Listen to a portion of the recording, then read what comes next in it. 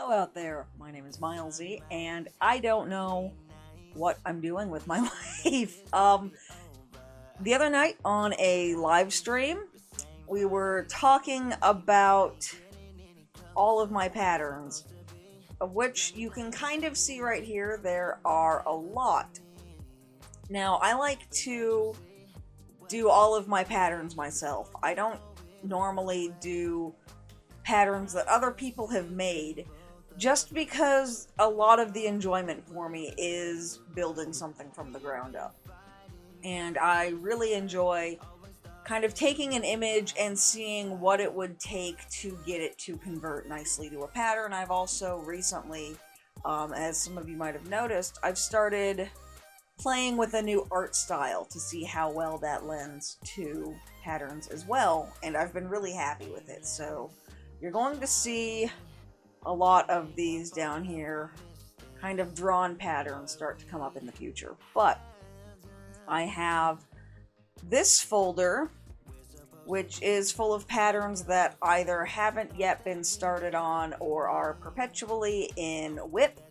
And then I've got this folder, which is patterns that I have charted, stitched, and finished, and it says there's 119 items in here.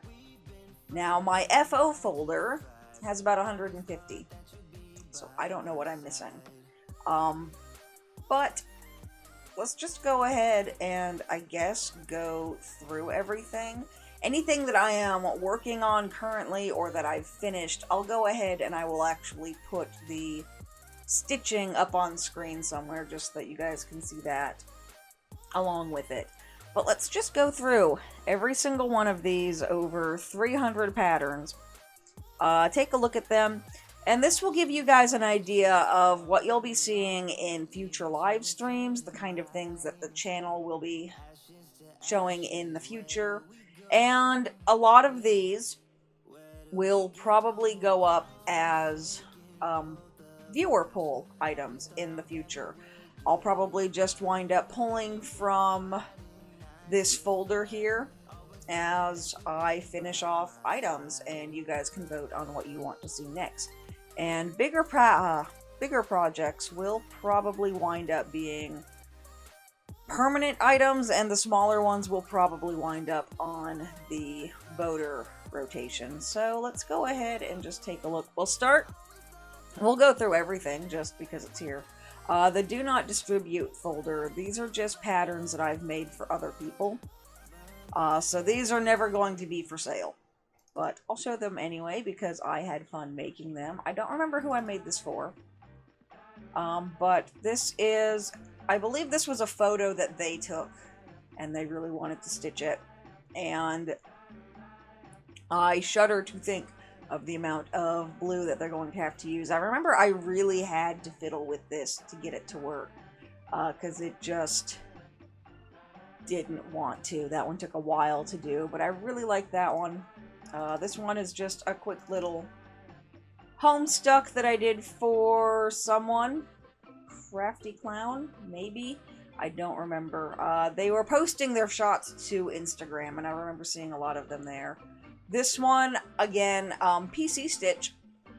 For those of you who don't know, I have been working on building a new color index for PC Stitch, because for some reason it just doesn't pick colors very well. I think we've all noticed that if you use PC Stitch.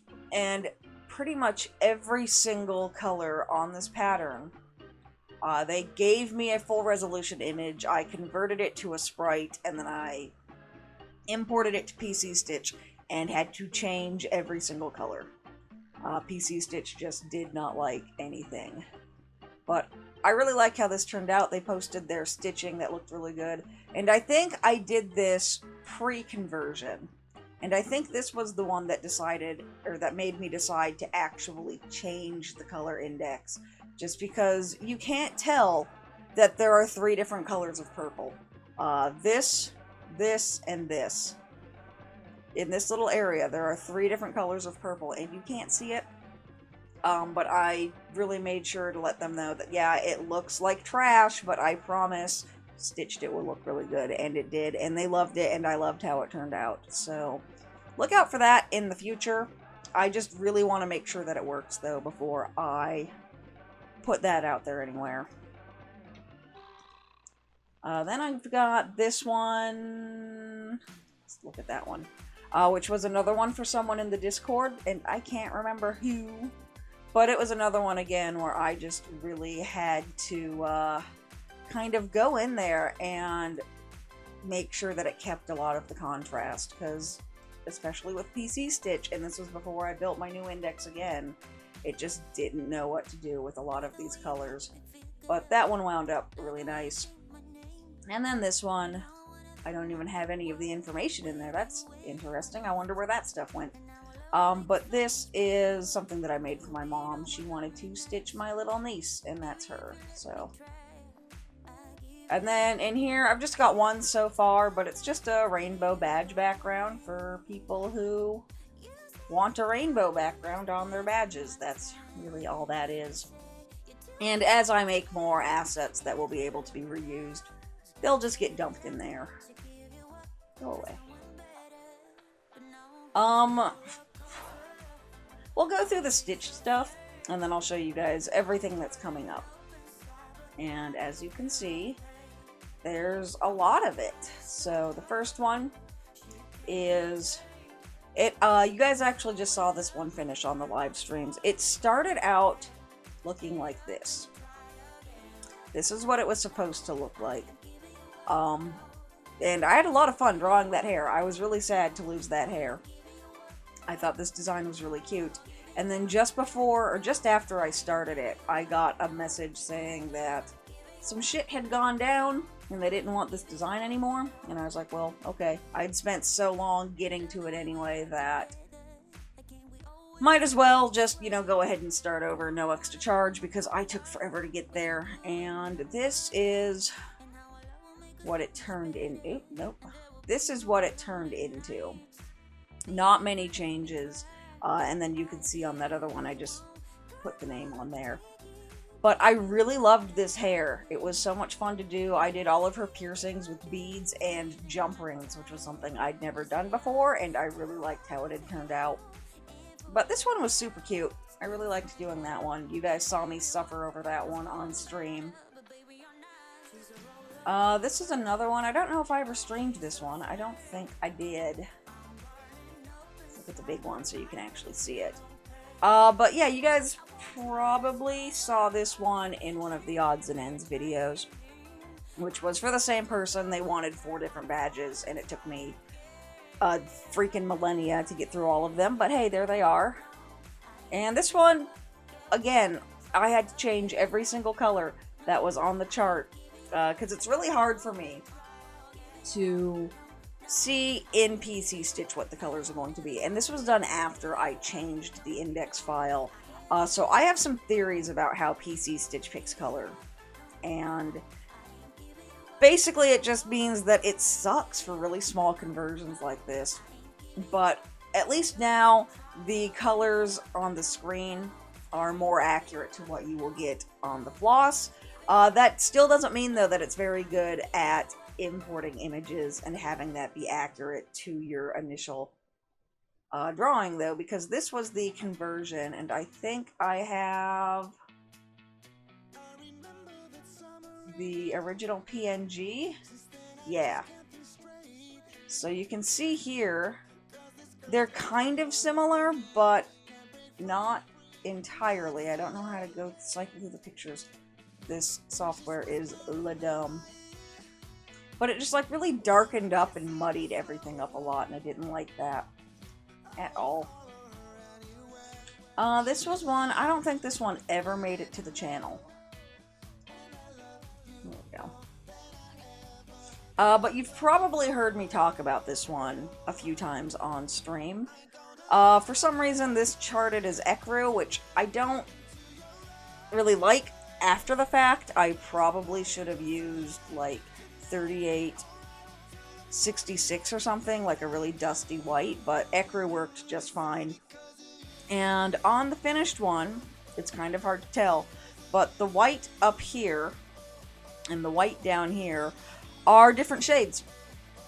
Because for whatever reason, I wound up using 2 different skeins. It didn't need 2 skeins. I think I just used a really small skein at first, and then I ran out and had to switch to another one or something.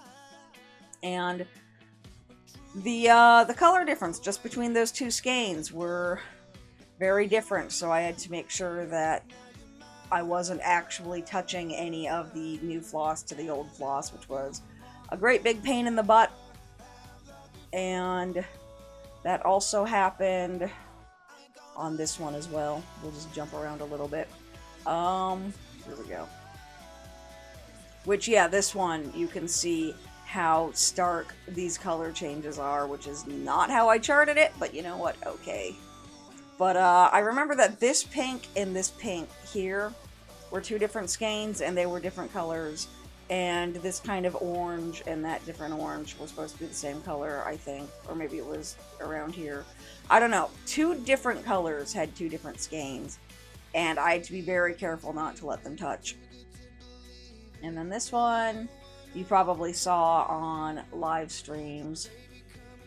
This was where I was just testing out my badges. I wanted to see how well they'd go. And he doesn't look anything like this. I completely changed every single color because I drew him and he looked really good inside where I drew him.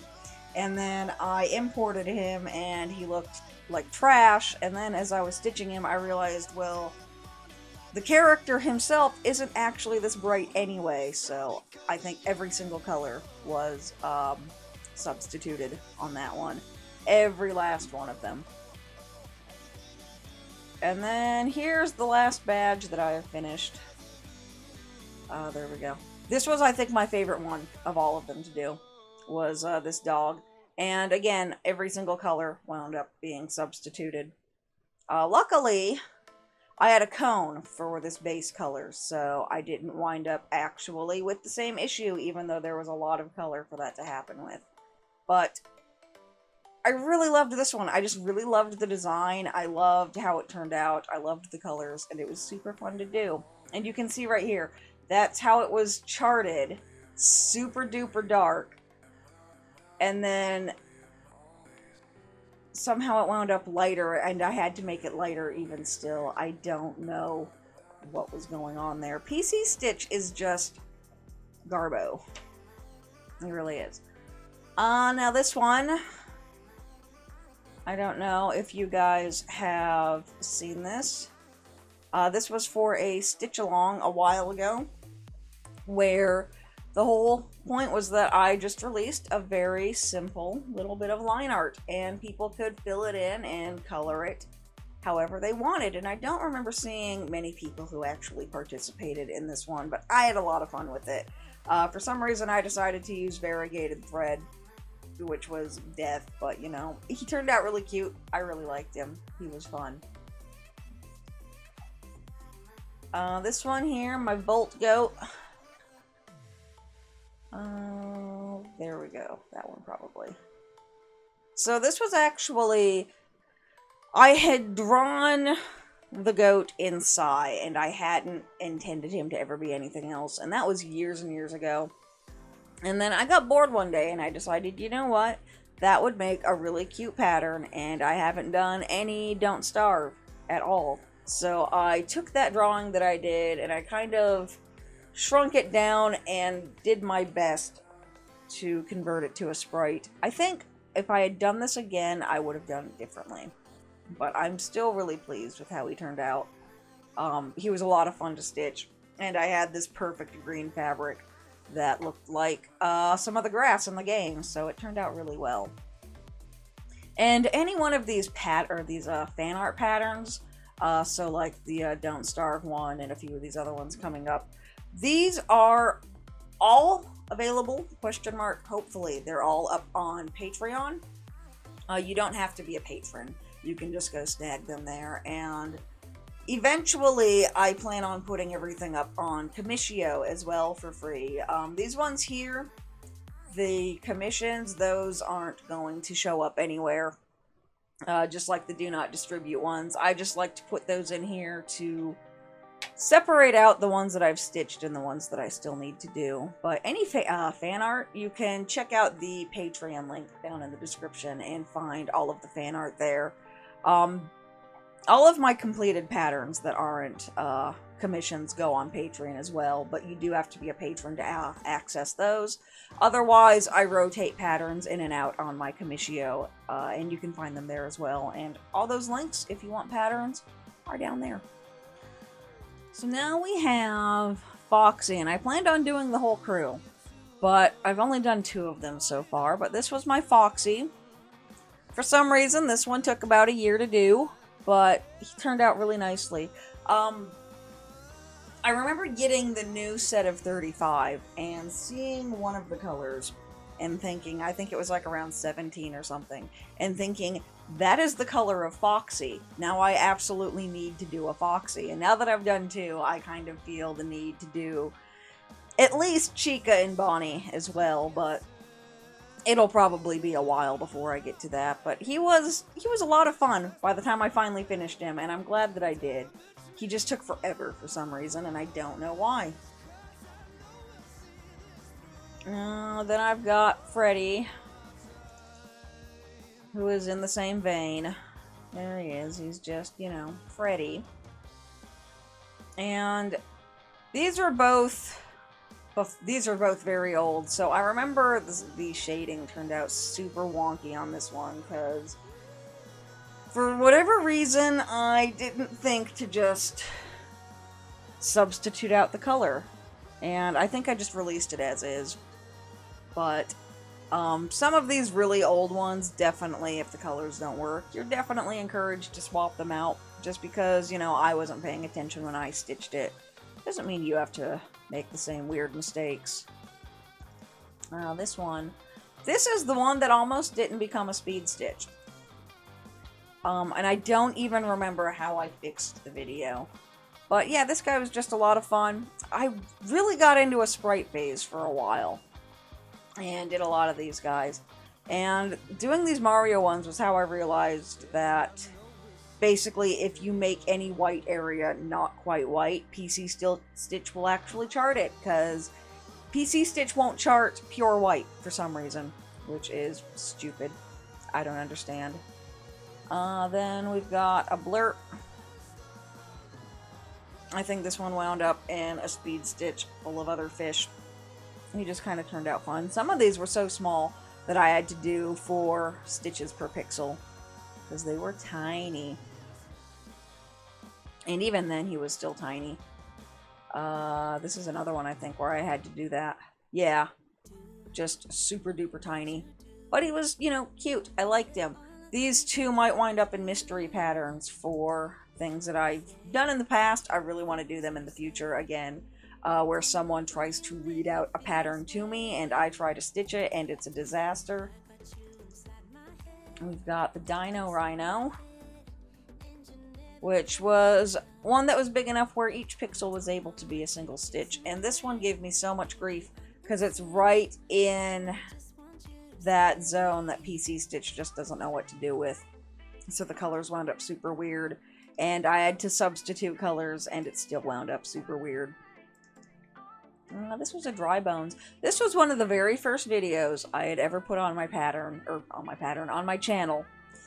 And it was so white that I actually had to put the background as a different color. But yeah, this one was a small enough one that I felt comfortable being able to do a speed stitch with that one. And it wasn't the best speed stitch, I was still learning, but it was one of the ones that I did it, and it worked. I think it was the first one I did on colored fabric. And once I did a few of those ones, that's when I really started to branch out doing bigger projects. But yeah, just that one. Very early little thing in my channel. And a lot of my finished ones here are going to be free patterns somewhere. I've done a lot of fan art on this channel. The Koopa Troopas, I don't think this one's ever been on this channel at all. You might have seen it in the old Stitch vlogs, maybe. But yeah, just kind of all 4 Koopa Troopas together here. doing their thing. That one was a lot of fun. I hate the frame that I put it in. I really wished I had painted the frame a different color. OBS is doing something. Don't do that. Mario and Yoshi. This one was a speed paint. And there was no reason for this one to have been every pixel being 4 stitches. I think I just did that just to make it bigger, because the Super Mario World sprites are pretty decently sized, but for some reason I just wanted this one to be enormous. But this is always one of my favorite sprites in the game, just because I love the idea of Mario donkey punching Yoshi. I don't know why, but that amuses me. There we go. The Mecha Koopa, which was another one. I think I did a video of, like, Mario villains and a video of Mario fish. And I'm pretty sure this was from the villain video. But yeah, he was just a fun little one. A lot of little sprites. Sprites are good if you are learning how to stitch, because there's not a lot of time commitment to them. There's not a lot of materials commitment to them. And if you mess up, it's really easy to fix. So if you're really looking to get into stitching, I have so many free patterns that are really small like this up on Patreon. Go check them out. But yeah, this is just another one. I really liked how this one turned out. I don't think I had to do any changes to the colors. The conversion did wind up being fairly true to the original sprite, and I enjoyed that one.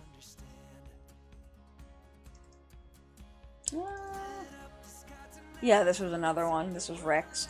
I don't understand why he's called Rex when he's clearly a dragon, but you know, okay. You do you, Nintendo. And I think I remember this one turning out really well as well. I really liked that one. This is Resner, which I definitely remember having to change every single color on this one, just because that is such a weird color gradient. I don't like that palette at all. And I definitely had to change pretty much everything there, but super easy pattern, again, if you're looking at getting into stitching and don't know where to start. Super easy starter that's big enough to feel like you've done something. Because I know a lot of starter patterns are either like weirdly complicated or 6 stitches.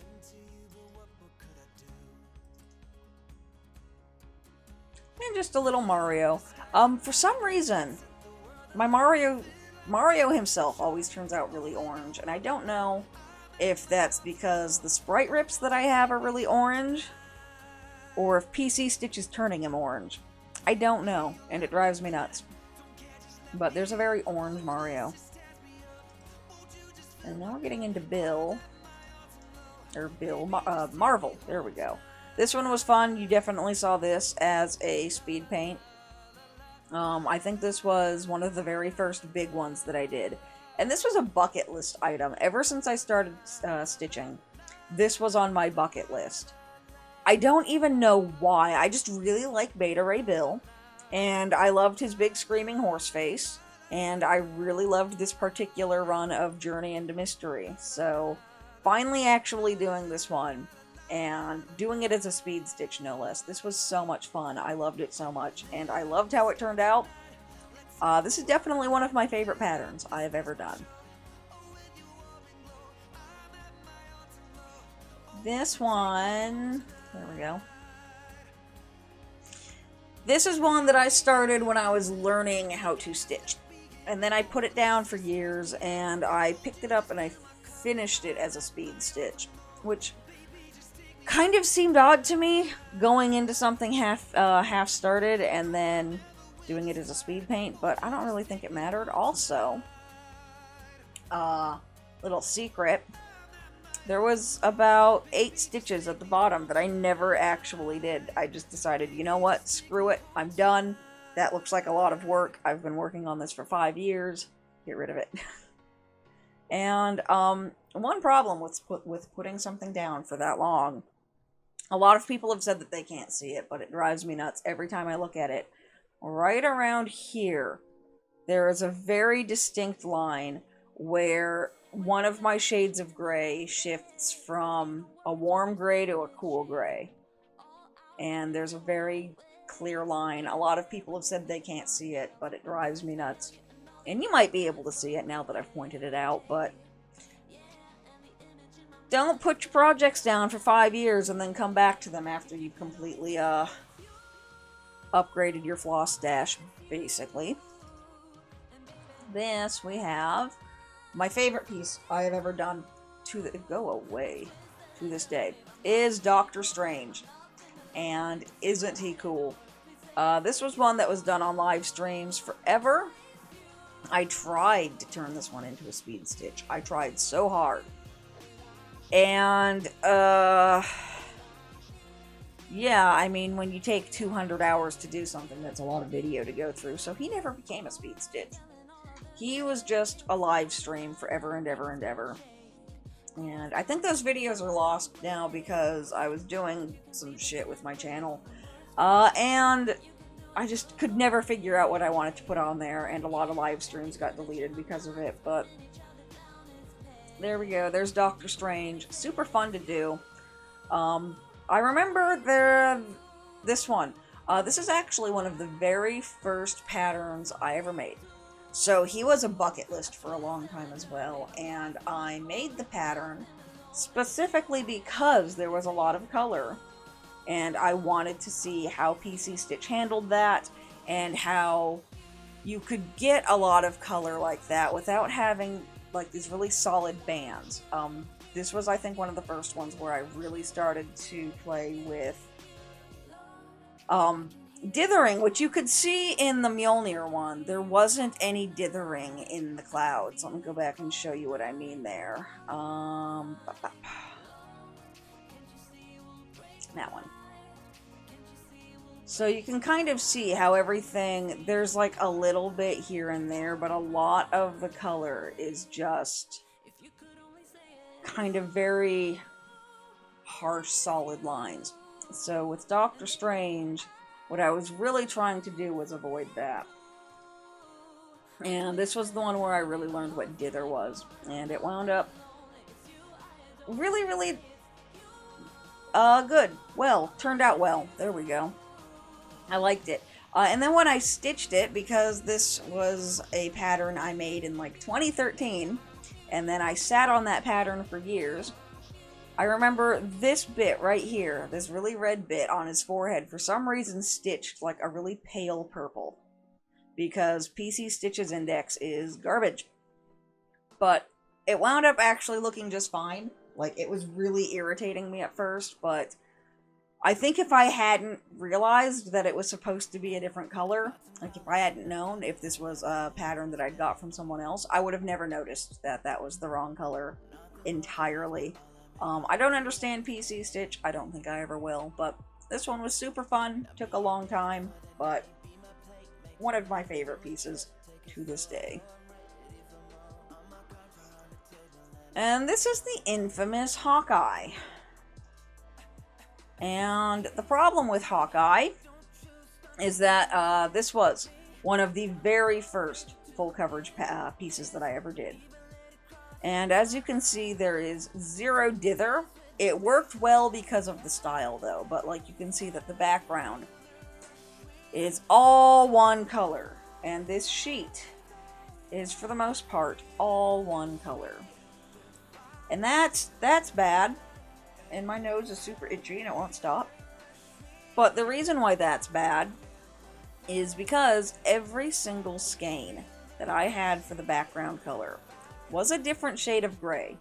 So if you look very close at the finished piece, you will see about 6 different shades of gray just in the background alone, where there's only supposed to be the one solid gray. So this was the reason I started learning how to dither, because if you do wind up with dye lot issues like I did with this one, if you dither the background and just add a little bit of noise, you won't be able to see those subtle changes, because you won't just have huge giant patches of color. If you have a darker shade and then a lighter shade, you still might notice it, but it won't be as dramatic as it was with poor Hawkeye.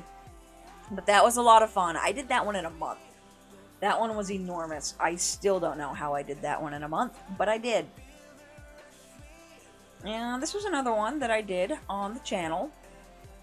And I didn't make it light enough. The problem that I should have HDR'd this, but I didn't. And I don't know why I didn't. Because what I was really trying to avoid was getting the white bits on his muzzle super blown out. And there are like some pure white in there. But because I was trying to avoid that, this side of his face wound up really dark. And I didn't like that at all. And the background, I actually wound up not stitching this. I was so tired because I was trying to get it done as a speed paint in time for the Guardians of the Galaxy release. So I just didn't feel like doing this entire area, and I did it all one solid color, and you totally can't tell. But yeah, that's what's going on there. But I wish I had HDR'd this. It does still look pretty good, but this side of his face could have been lighter. This bit of his face could have been a bit more subdued. But overall, as an entire image, it still looked really good, and I'm still really pleased with it. And I'm never doing a piece this big that quickly again. I think it took like 2 weeks to do, and I wanted to die, but there he is. And then we've just got a couple of little ones, like here's a creeper. This is kind of a progress test for me, because this was the very first thing I ever stitched, was a creeper, and it was bad. So having recently gone back to do the exact same thing, it kind of became a progress test for me, and it's also something that I use to demonstrate small little projects. Like I used this to demo making patches, which apparently I need to do again because that video somehow got screwed up. But it's an old video, so who knows what happened. But yeah, just kind of a little fun thing. It's a good one for learning how to do very busy patterns on a very small canvas. So it's a good one for learning how to do that. And again, it's fan art, so that one is available for free. And this one, sure. Just a little diamond sword. Again, very simple. Minecraft sprites, I think, are one of the better ones for learning how to stitch. I learned how to stitch with Minecraft sprites because there's just enough variation of color, and they're so small. This one, yeah, I think most of the Minecraft sprites I doubled up because they're 16 by 16, and this one looks like it's 32. So they're really easy. You can double them up, or you can just do them single, but just a simple little one. I think this was one of the very first speed stitches on my channel. It's also one of the very first ones I did when I was learning, but I don't have that anymore, and apparently if I ever took pictures, I don't have those pictures, which is unfortunate. And Israfel is another one of my kind of progress markers, because after I did the creeper, I decided to do Israfel. And this is what I wound up with the first one, and then I redid it again recently. And it's just so nice and so pleasing to revisit these smaller projects like this and see where you started out and where you've gone. So he was kind of a fun little progress marker as well. So the creeper and the Israfel, I think, are always going to be kind of special to me. This one you might notice from that blind stitch that I did with Mary, which doesn't actually really look like this. It's very similar. We got very close, but somewhere along the line, someone miscommunicated something and it went really weird, but it still turned out pretty decent. It's just, you know, not doing what we're supposed to be.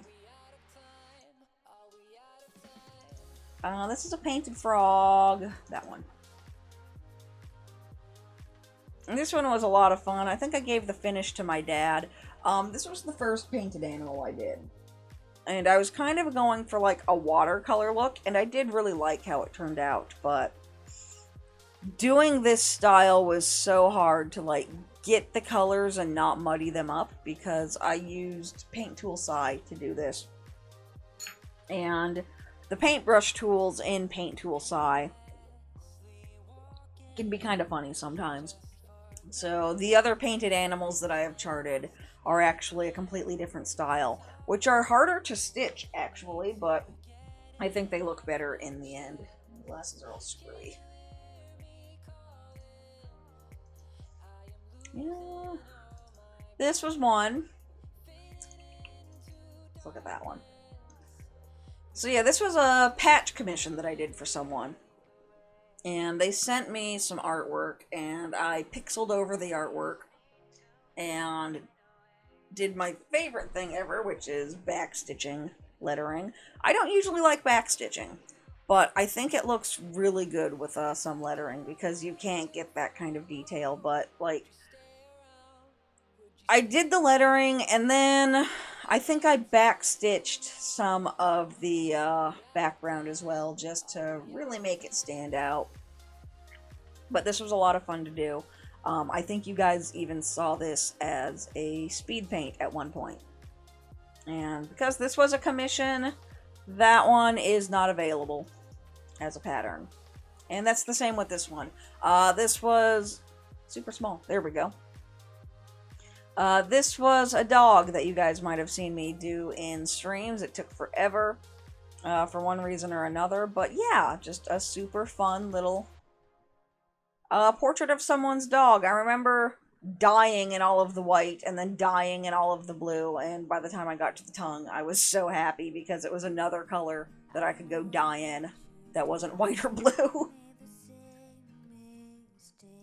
And this was last year's Stitch Along, which I remember specifically making sure that it only had, I want to say it only had about 50 colors. And I wanted to do that because in the past, we've been having problems with the Stitch Alongs for one reason or another, just people dropping out. So last year I kind of did a test to see if more of an Advent style would work. This year we're doing something a little bit different for the Stitch Along. But yeah, this was a lot of fun to do. I really enjoyed this one. I regret doing it Advent style on 22 count though. Because 22 count does show tension lines really easily, no matter how careful you are. And I did get some lines in it here and there, but this was a lot of fun to do. I really liked the photo. I really liked how it came out as a pattern. And one thing I generally try to avoid in patterns are, again, these really hard banding lines. But once it was stitched, it didn't look as bad. So that one turned out really well. No, there. This is one that, again, was a... I think it became a speed stitch after I live streamed it for a long time. It's hard to tell. But this is a McDonald's that was across the street from a comic shop I used to visit a lot in Las Vegas. But there was just a really pretty sunset one night, so I snapped a picture. And I recently, actually not so recent, I think this was again one of the first patterns I ever made, so. But it turned out really well. There's a lot of confetti in it, and there's a lot of just kind of void space that was a lot more fun to stitch than I thought it would be. But I love this one. It is one of my favorite finishes. It's one of my favorite patterns. And I just really kind of love... I love this whole motif, and you will see this a lot. I really love dramatic skies and dark silhouettes in front of them, and you will see that a lot in both my finishes and a bunch of the stuff that I've charted and haven't started yet. And here's another one in that same vein. That's not the right one. There we go. In that same vein, one of the very first ones I ever did. This was a learning piece. And this was done before I even started on YouTube. It has 25 colors, and I don't think I dithered anything myself. I think I just straight up imported the image, told it to be 25 colors, and this was what it spat out. But I really loved how the small amount of colors actually did wind up creating such good gradients. Like, the hard banding, again, not the biggest fan of it, but like this area in here, so good, and the water turned out so good, and the palm tree, like this area up here, this entire area was death, because it's not all black. There's about 5 or 6 shades of brown in there that were just super death, but I loved this piece so much. This was one of my favorites for sure. Now we're looking at all the Pokemon that I did, and all of these Pokemon, again, are totally free if you want to go download them. But we've just got the little edgy spider, whatever we were calling him here. He was a fun one.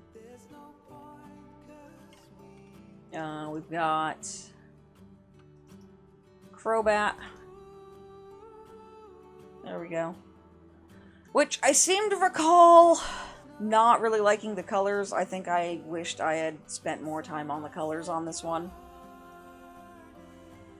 And these Pokemon were mostly done for a project that still has not been released. And I don't know when it will be. I kind of feel like it's just been forgotten forever. But here's a little ferret that I definitely wish I'd spent more time on. That one got a little weird.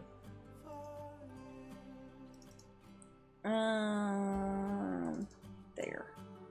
This guy was fun. I really enjoyed this one. I think the colors actually wound up turning out really well. I don't know why so many of the Pokemon I did were purple, when purple is the color that PC Stitch has the most problems with, and which DMC has the fewest shades of.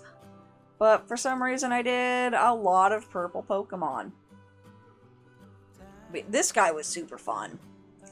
And this guy, I remember having a very big issue with the speed paint, but it wound up working. I had to do a lot of like hardcore editing to get it to work, but yeah, he turned out fun. I don't know what he's supposed to be, but I enjoyed stitching him. There we go. This one, the colors, this definitely could have been darker.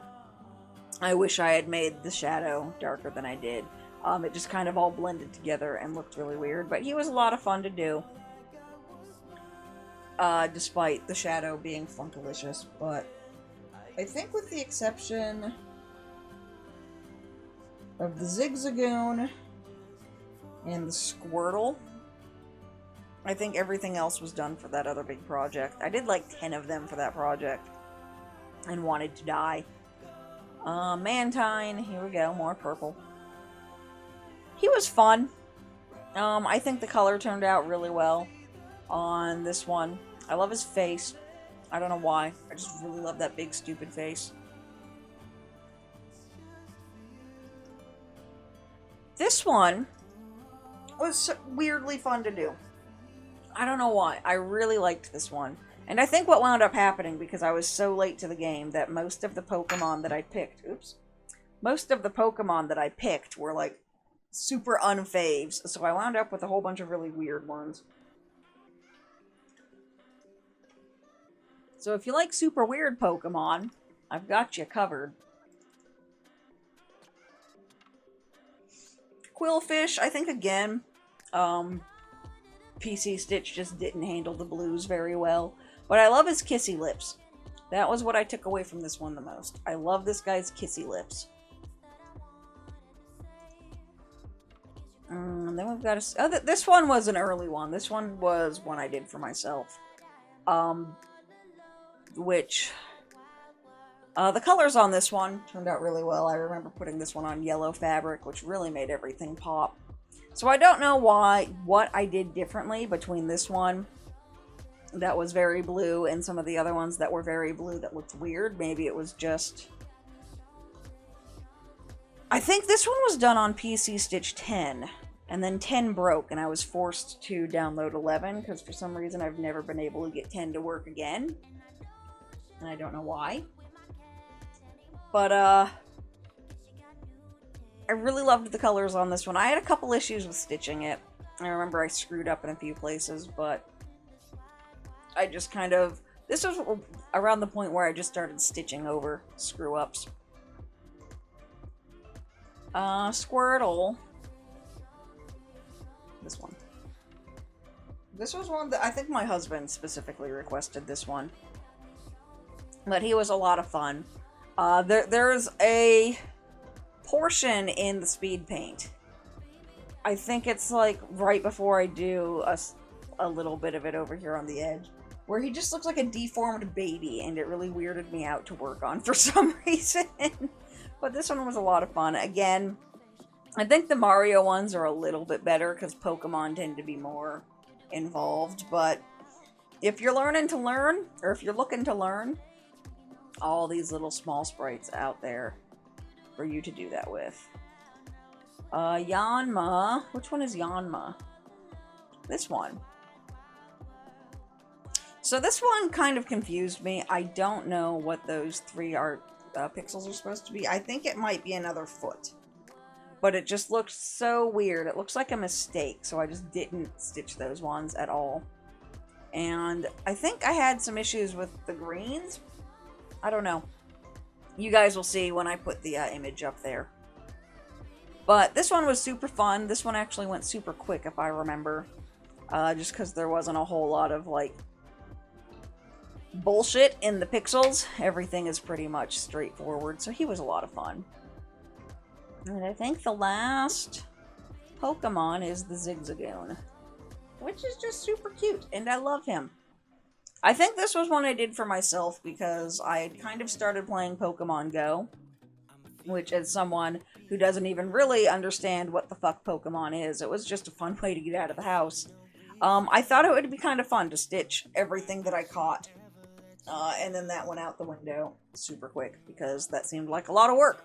And there's a lot of Pokemon. And I had better things to do with my time.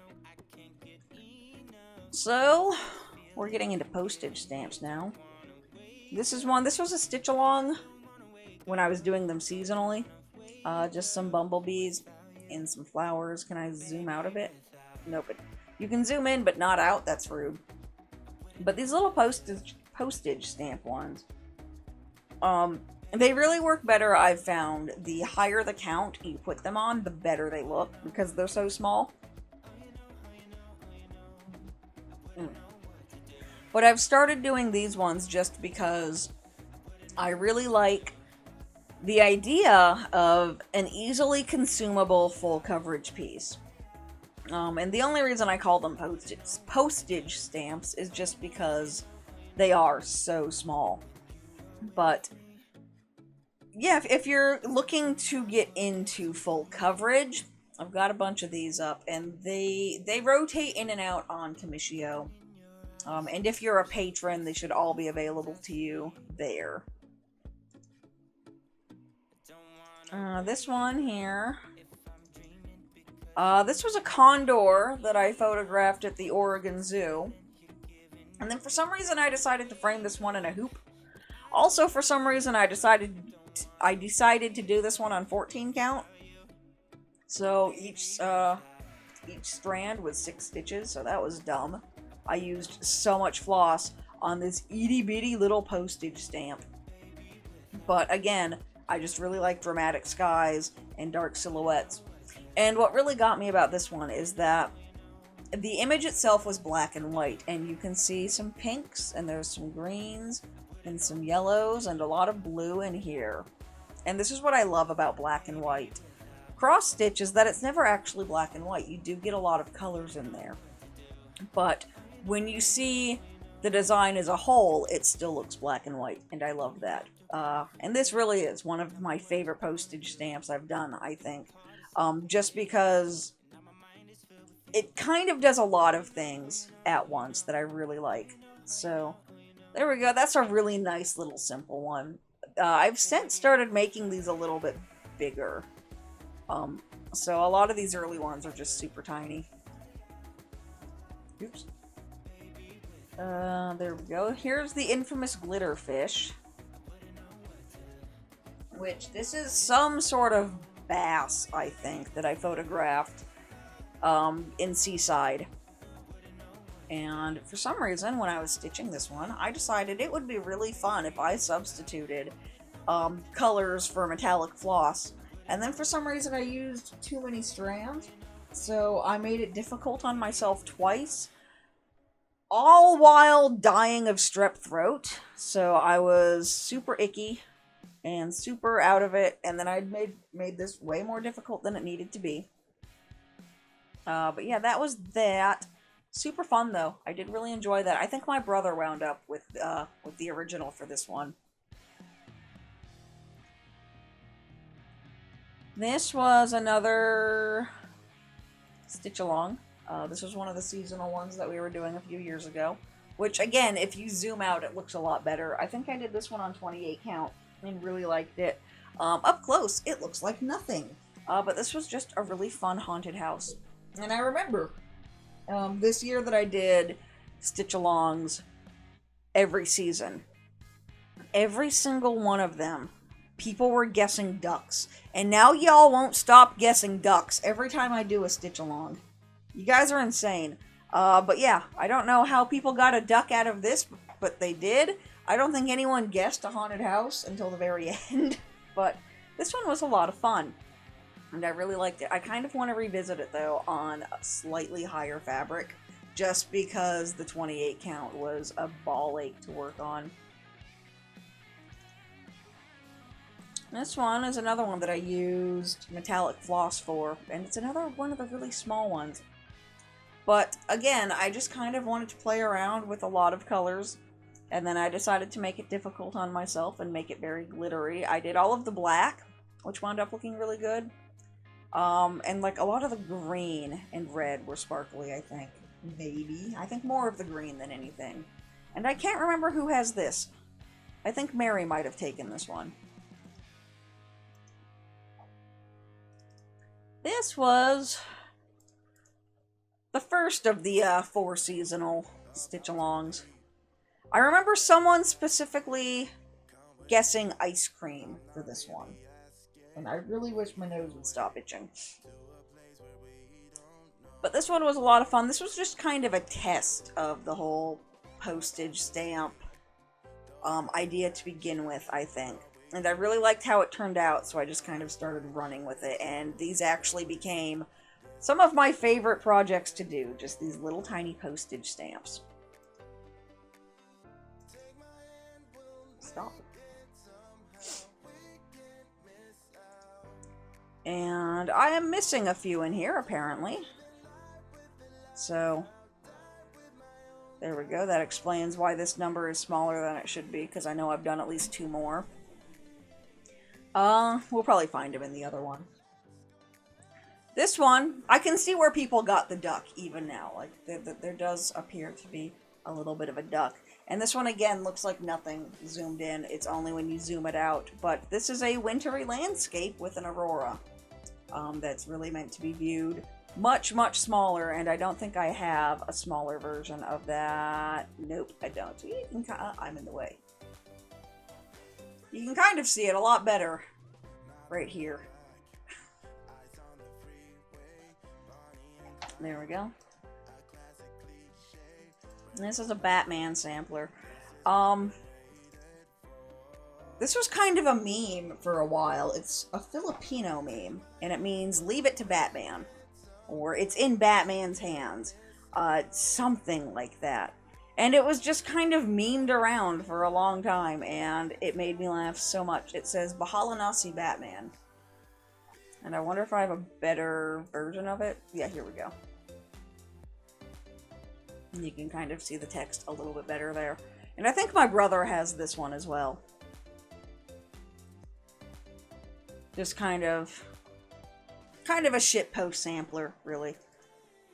This one, this was one that I gave to my grandma. It's just no in a bunch of different languages. This was a lot of fun to do. Very simple. I put it on bright red fabric.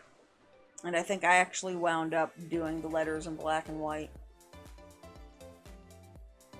And this is the other one that I gave to my grandma, which I did in rainbow lettering, and then I did a different type of rainbow for the border. And the kerning on this font is so weird. It was one of those things where every time I tried to fix it, it just got worse. So this is pretty much the best that it's ever going to get, I think. Really weird font, but I kind of loved just the loopy font with the rainbow coloring, and then it says this. And this is my alligator. This one? Yeah. I drew her for my other channel, I think. Or maybe I did wind up putting her on this channel. It was a speed paint, either way. And I really liked her, and I decided that she was cute enough that I wanted to stitch her. And the little bits on her hands was the hardest part, because her fingers are doing that. Which is easy to draw, not so easy to draw in pixels. But I think it wound up turning out alright. Like, it looks a little weird, but it's fine. And initially I had drawn her with a bow, decided I didn't like the bow, so I put a daisy up there, realized that I really hated the daisy, but it was too late. So when I turned her back into a pattern, I decided to put the bow back, and you can't see, but she's got some teeth up here too. But, you know, for some reason, Photos has a white background. I wonder if I can change that.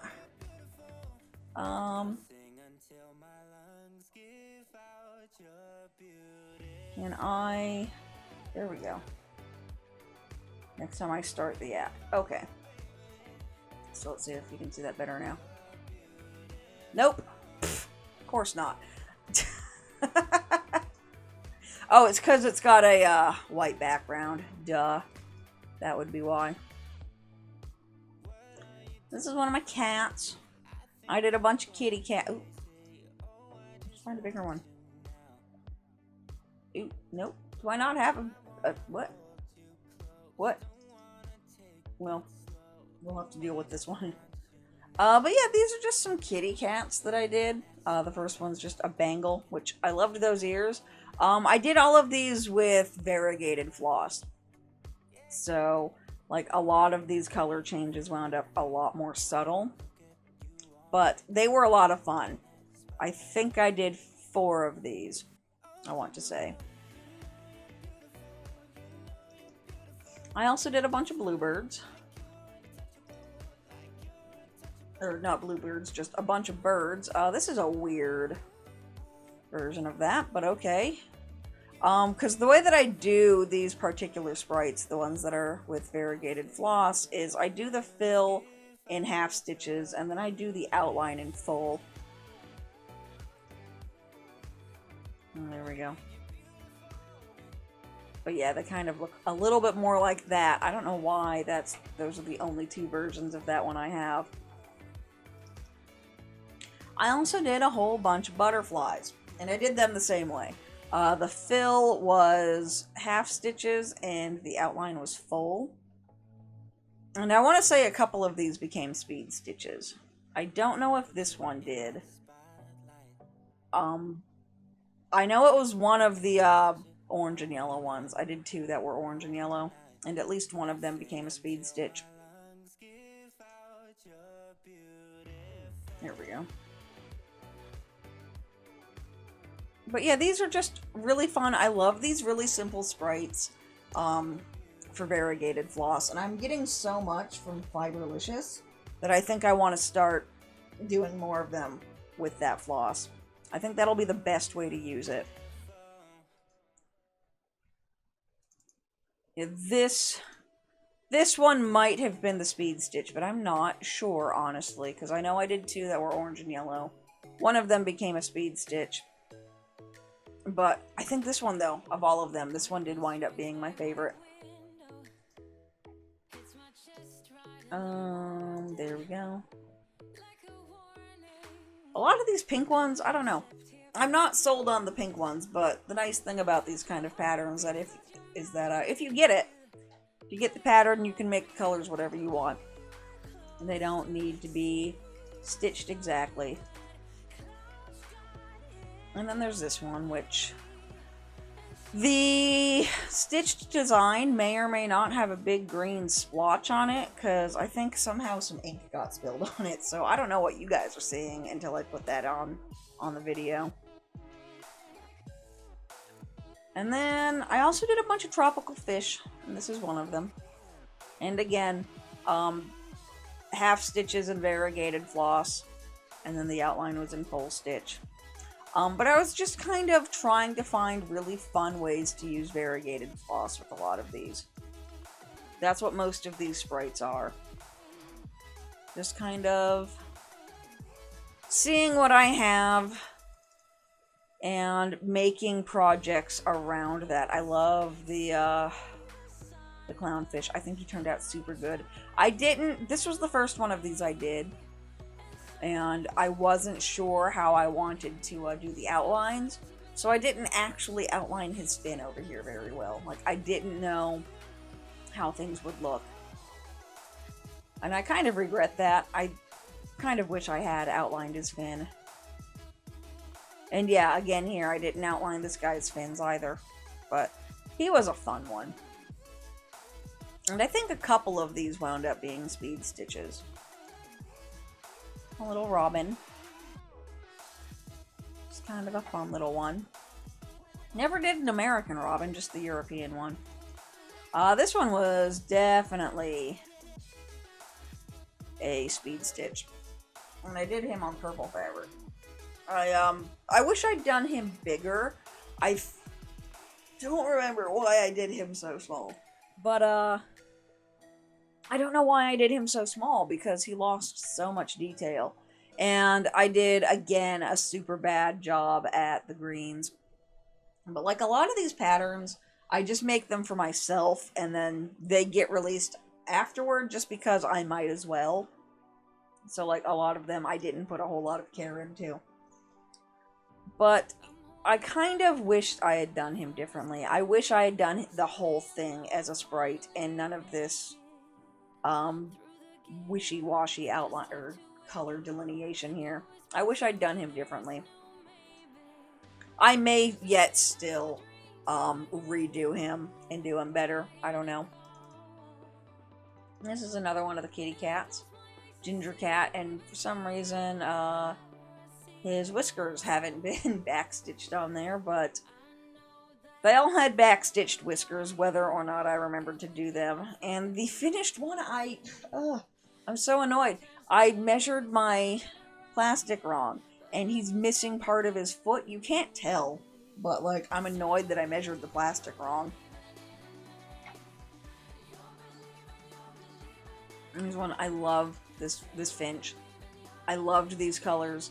I had to dye a brand new shade of green floss just to be able to get a variegated green for him. But he turned out super cool. I loved him. Hippo Tang. This one was a speed paint. I remember that. And again, it was old enough that I didn't outline any of the fins on him. But I don't remember. I think I might have done the inner fill on these in half stitch and only did the very outer outlines in full, but I can't remember. You guys might be able to tell from the images that go up. And just a little kingfisher. I remembered having some issues with how the variegated floss behaved on this one. He wound up really stripy, I seem to remember, but at least with the birds, I was outlining things, so he wasn't just an amorphous blob. And I think this is the one that Mary stole. She really liked this one. How can you blame her? It's hilarious. I just love this enormous-eyed, fat little bird. He cracks me up. But this was definitely, of my birds, I think this and the finch were my favorite ones. I love that one so much.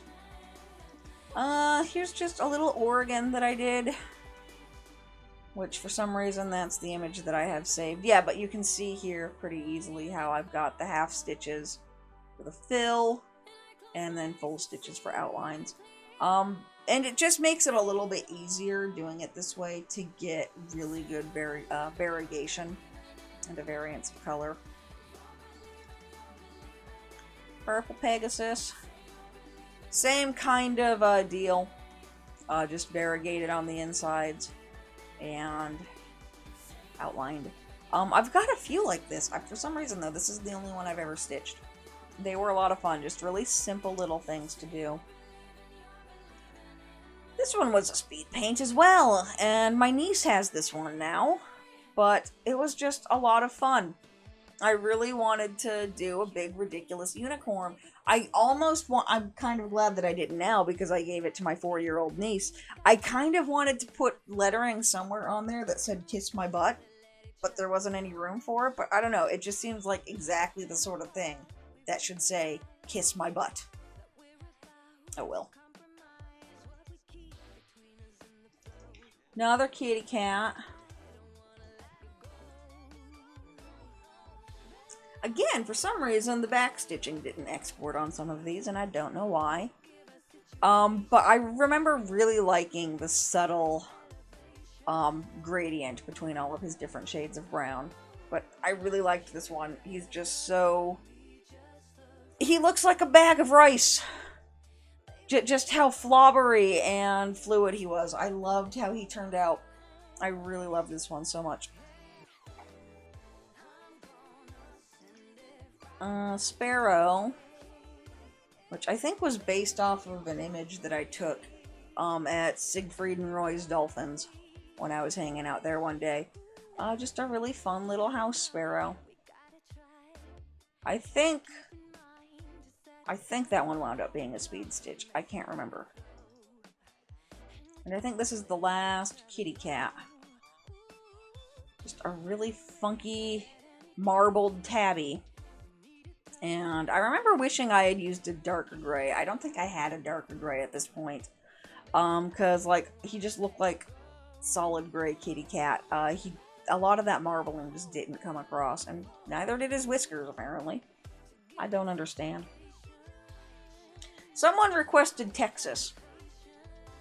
So I did a Texas. And then they never downloaded the pattern. This pattern had exactly 0 downloads for the entire time it was up on the internet. I don't know why. That happens a lot. People will specifically request something, and then by the time you do it, they're no longer interested. But, there we go. There's a little Texas. I think at one point I had plans to do all 50 states. I really liked this one as well. This one turned out so good. Yeah, I used that new shade of green here, I think, and I want to say I used Candlelight, which is this really bright yellow that I made on this one. Just a lot of really bright, variegated colors on all of those tropical birds. And that looks like the end of my sprites. Here's a little Stardew goat, which I've done 2 of. I've done 2 of these goats. One of them turned out like cheese, and then the other one turned out a little bit better. But just a fun little goat. And then we've got another early speed stitch, the Harpy from Terraria, which I've actually never played properly. My husband requested this one. And by the time I played it, it had been hyped up as the hardest game in existence, and I didn't enjoy it. So don't hype games up as hard, people. It makes people not want to play them. I've got a bunch of transfers for some reason. The other ones are just in the other folder. Okay. But these, the way that they work is if you print these out with a laser printer, you can then iron them onto fabric. And they turn out really good. And if you use the laser printer, it will just wash right out. And I have done a dragon. I have done a fox.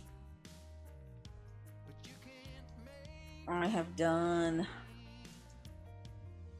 a mustache, because how can you not? I really enjoyed that one. And I have done a seahorse. I really want to do more of these transfer pieces. They are a lot of fun, and they turn out really good. I just never really seem to want to sit down and do them. Then I did a couple of tuber simulator sprites. I did Compy. This was actually one that I did. This was my very first attempt at doing a speed stitch. And you guys never saw it because it never happened. I didn't have a very good setup. I didn't have a webcam at the time. My entire stitching setup was in another room. So I was trying to use my phone and it just did not work. I couldn't keep it pointed steadily at the canvas without me being in the way or without it falling over. And because it was my phone, every time someone texted me, it would quit recording. So that never happened. But I liked the idea enough that I moved everything back here shortly after to start doing that. And I also did Sponsor Eagle in his Halloween costume. And this one, he glows in the dark. His bones glow in the dark. But he was a lot of fun. I seem to recall all of this black giving me a lot of grief, though. And now we've got a bunch of two-color ones. This is the African giraffes, which, I'll show the finish, but I didn't actually stitch this one. Mary did. But I do include it in my gallery because I did design it, and she stitched it exactly out as it was meant to turn out, so that's why I do tend to include this one in my galleries, but I didn't actually stitch this one. I still really love it, though. It remains one of my favorite pieces. And I did not stitch this one either. Mary also stitched this one. But I did some bats. I really like bats. You'll see a lot of bats coming up. But there we go. There's that. And then I did stitch the rest of them. This one, super cool. I loved this one because I was really playing around with how the colors look. I just I had this idea in my head, and I've never to this day been able to actualize it. But, like, I had more of an idea of, like, more colors. Like, a blue background with some different colors, corals, and some fishes, and maybe a mermaid. And for whatever reason, every time I've tried to do it, I just hated how it turned out. And this is the closest I've ever got to it. And, I remember doing this one specifically for the Karma Chameleon, floss that I made. Just because I thought those colors looked really good as coral. And this was the first one, the first of these two-color pieces I ever charted for my variegated floss. And I had the Desert Sunset color, so I charted this specifically for that floss. And I really like this one. This, too, is one of my favorite ones. I love how that one turned out. I actually tried to stitch that one about 2 or 3 times. And for whatever reason, it just kept not working and not working. This is the most recent one that I finished. And this was the first one that I've done not with my floss, but with DMC. Because even though I chart these for specific colors, they can really be charted with any color that you want. They don't need to be done with that color. Just any color that you think would work, go ahead and do. My nose, stop itching. This is another one that took me about 2 or 3 times to stitch, because for whatever reason it just never wanted to seem to work. But again, I had the Northern Lights floss color, so I designed this around that. And I kind of had a vague idea. I never did it. I kind of wish that I had. I think the only reason I hadn't done it is because I knew that it would be such a ball ache, but I wanted to stitch it diagonally. And there's another one that you'll see in the other folder that I think that's what I'm going to do. But I just love this one. This one turned out so good, like the third or fourth time that I tried to do it. For some reason, this one just had amazing problems. And it's one of my favorite ones, I think. And then we've got the penguins. Which, again, I had the packed ice color, so I designed this around the packed ice. The only thing is that the penguins that I used here don't really live on the ice. They are more northern penguins, but you know, oh well, most people don't know that. I just really like the outline of the more Magellanic kind of penguins. I love their faces. That's really all it is. And then the ravens, which is the first one I ever finished. I charted the desert sunset, the desert sunset first, but this is the first one that I finished. And I just love this one. This is one, though, because this is one of the very first colors that I ever made. Depending on when you bought this kit, it would look wildly, wildly different to anybody else's, because the floss, I was learning how to make floss at this time. So, dye lots, like the first 5 or 6 dye lots of this color were all wildly different. But it wound up turning out really nice, and I do really like this one. And now we've just got some Alphys sprites, or Alphys Undertale. I remember doing a whole bunch of these at once, but there is, again, a nice simple one if you're wanting to learn how to do some stitching. There is an Azrael one, which I think might be a little bit more complicated, but all of the Undertale ones are still really easy. And I don't know why he's outlined in blue, but that's what the sprite was, so he's outlined in blue. Flowey. Very, very simple little one. Super easy. Again, if you want to do something super small and super easy to learn, Flowey's your guy. Monster Kid. Well, I can't believe my husband called a dweeb. I don't know. I just really like Monster Kid, and I figure if you're going to be stitching him, you might as well stitch him falling over. Which is exactly what I did. I almost stitched him with his face just smushed on the floor, but this was a more dynamic sprite, so I used that one.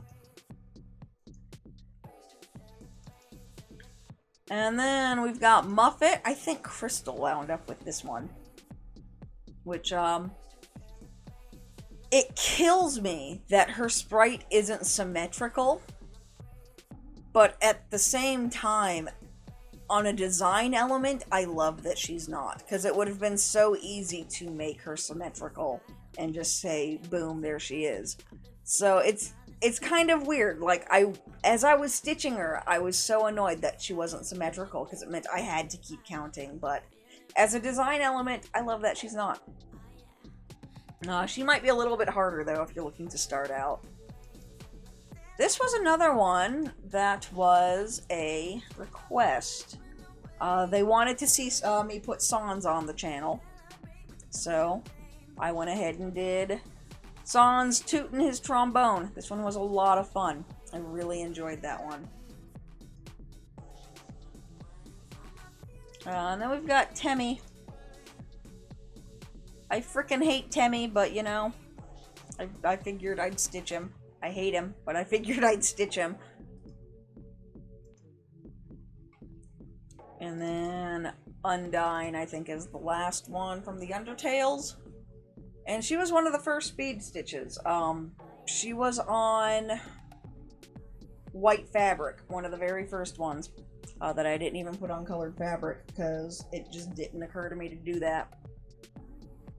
But she was a lot of fun. Nice, simple one. Again, if you're looking to learn how to stitch, a lot of these little game sprites are perfect for that.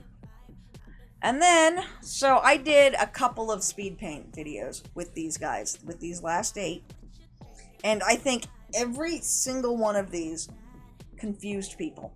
Every single one. So I will explain what they are first before I click into them. These are all from the Yogscast, which are just a group of gamers who play games together. I couldn't even tell you how many of them there are. They're just kind of their own little network of gamers. And they play a game together. It's part of Gmod, which is based off the Half-Life engine, or whatever engine Valve uses. And when you play this game, you can have your own custom player skin.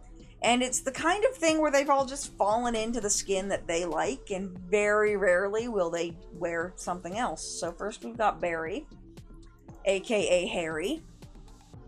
And that's the wrong one. Who is the Illuminati. And sometimes the sprite's wearing sunglasses, but I don't think the guy that drew these included them. I got the sprites off of Reddit. I thought they were hilarious, and I asked him if I could cross-stitch them.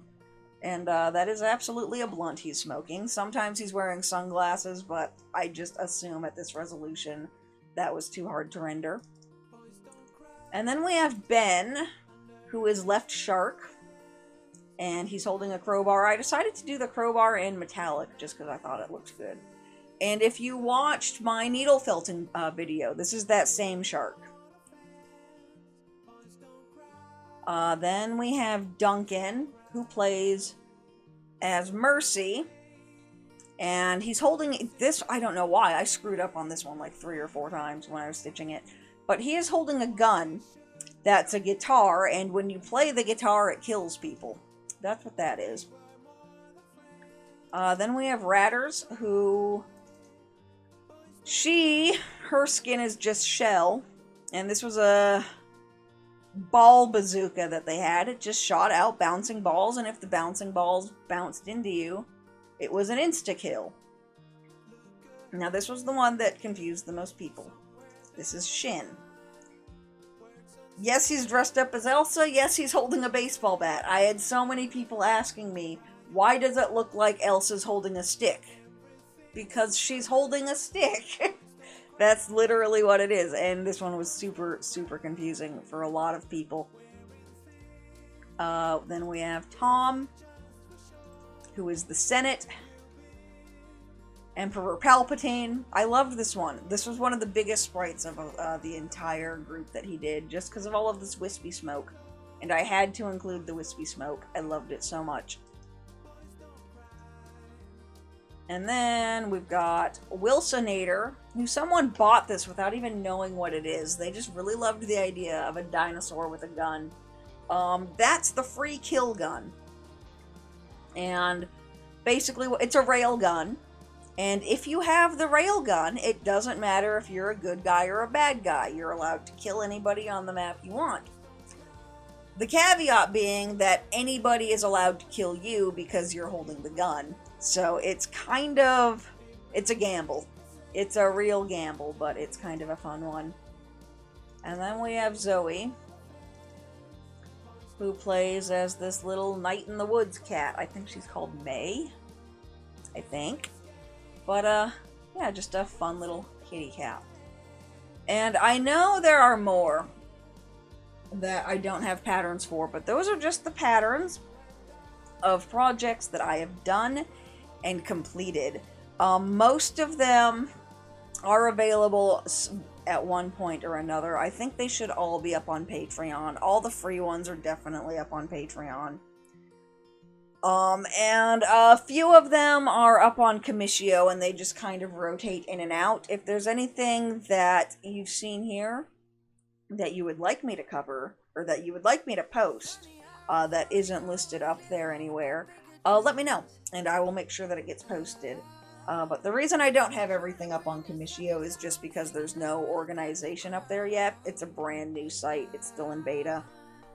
So once they get organization, I will be uploading everything. And I know I'm missing some. I'm definitely missing some. And they might just be in the other folder that I haven't moved over yet. We'll see.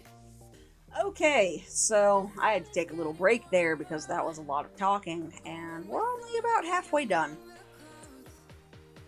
Not even halfway done, honestly. So these are all patterns that I have either started on and are in whip status, or I just made them for the sake of making them. And some of them have been released, like the fonts. I'm not even going to go over the fonts.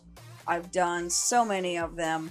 And they're just kind of there. I mean, there's nothing really to talk about them, but I have 20 items in this folder that are just fonts, and I know I'm missing some. I absolutely know I'm missing some. I've had so many hard drive crashes over the years. But, yeah, let's just go ahead through here. If there's anything in this folder that you would like to see me work on in live stream, let me know, and I will bump it to the top of the priority. I just need to finish what's back here. I don't know how well you guys can see this. I've got a whole bunch of stuff behind me that I'm working on during live streams. Some of them I can already tell you are going to be too big. And I just need to find a better way to figure out how to stitch them. And others, just, you know, I haven't done them yet. But let's take a look here first. This isn't the conversion. This is just kind of the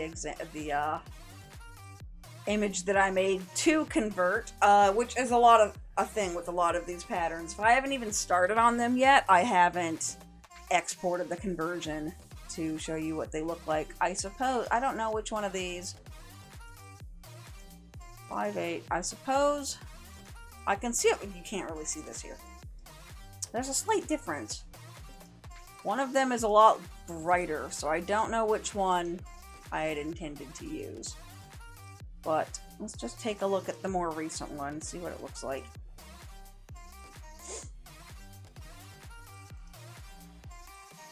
Oh, so that's that one.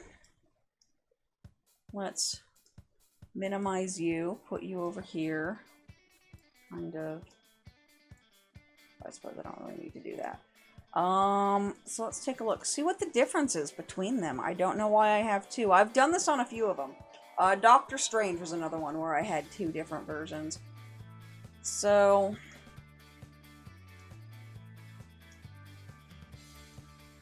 I don't know.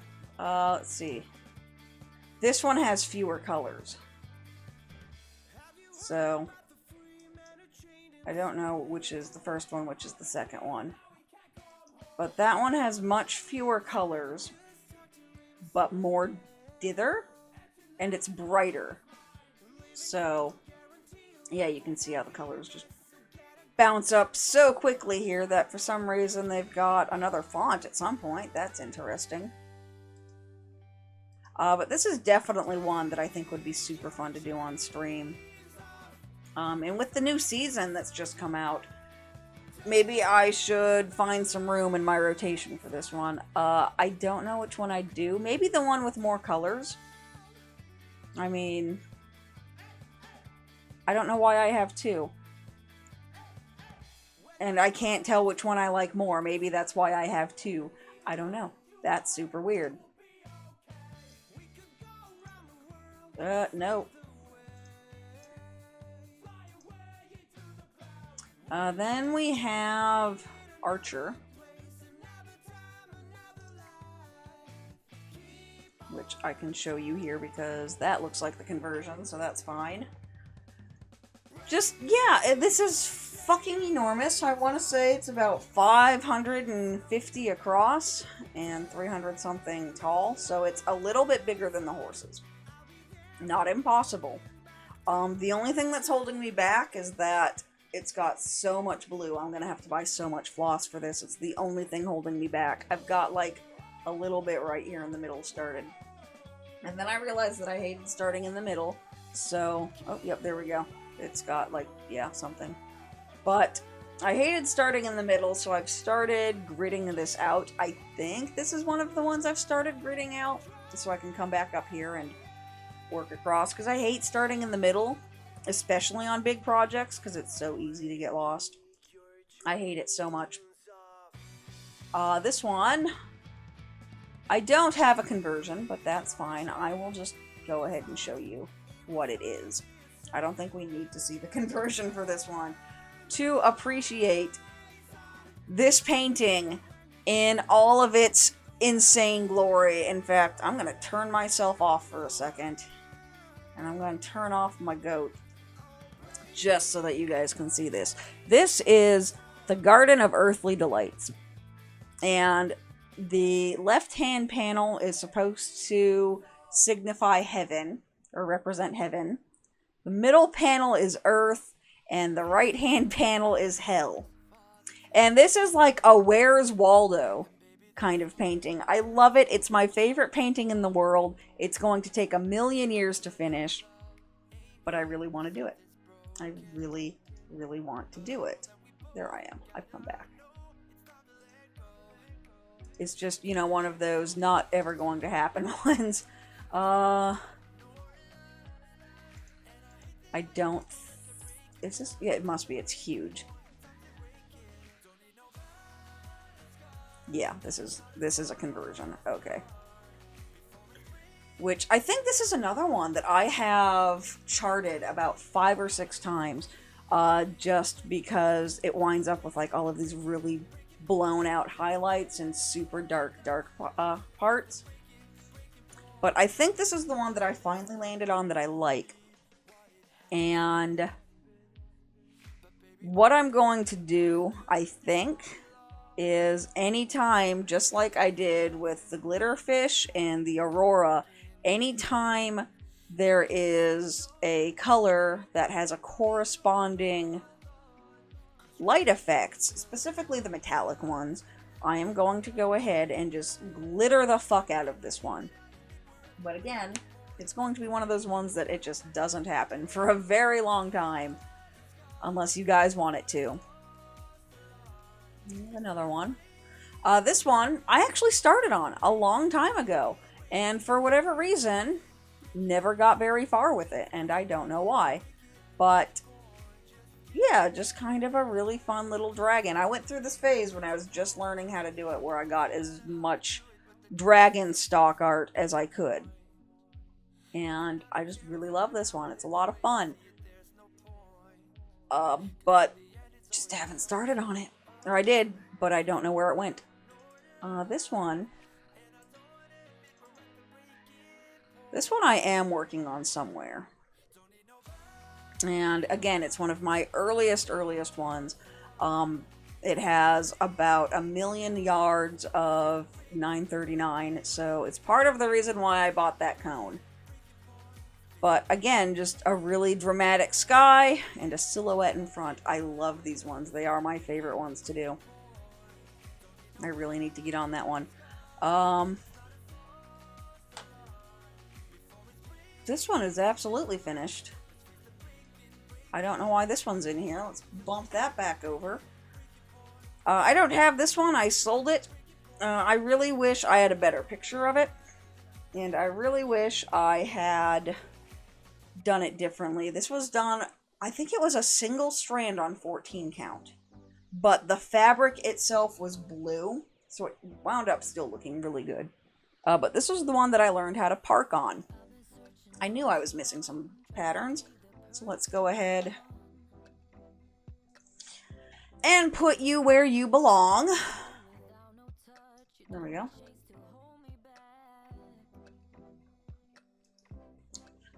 Now we've got a postage stamp. Oh, ooh. Interesting. I don't actually have the pattern in here. But I've started on it. I've definitely been working on it. This is the conversion for it. But that apparently appears to be all I have. I will have to look to see what else there is out there. This is something that was drawn in markers and pencils. And you'll notice that I've used this design twice now. And I think... I'm not even sure how much I like this one. And I don't know why I exported this one as virtual stitches. Because it's always super hard to actually tell what's going on. Oops. But, yeah, there's that one. I've got it started somewhere. I know I do. And you'll see that again later on. I've got a pattern. Is this the export? Yeah. This is actually a very old one that I did. long time ago and then just never stitched, where I drew a skull. I put a lot of time into drawing this skull, and then this is how it came out converted, which I think wound up looking even better than the skull itself. But I love this one. I really need to do it. It's just enormous. And I definitely think it needs to be on black fabric, which is part of the reason why I haven't done it, because I hate black fabric, but I really love this one. This one was so cool, and I don't know why it is under art. It should be underdrawn, so I'm gonna fix that. Art is for different types of art. Drawn are for a specific style, so I'm just gonna switch that around. So this one, I've started on this, and it just hasn't gone anywhere, and I feel really bad. That's the actual artwork that I got. There we go. So this is artwork that I specifically commissioned to stitch, and it's like I'm like right in this area is where I'm stitching. The problem is that it's fucking enormous, so stitching on it any amount of time is just impossible. So I think this might have actually been the reason that I broke down and bought this enormous scroll frame behind me, and now it's got another horse on it, so. But this might be the next one that I put on that big frame. We will see. But I really love it. I love these colors. She did an awesome job with it, and I just need to finish it.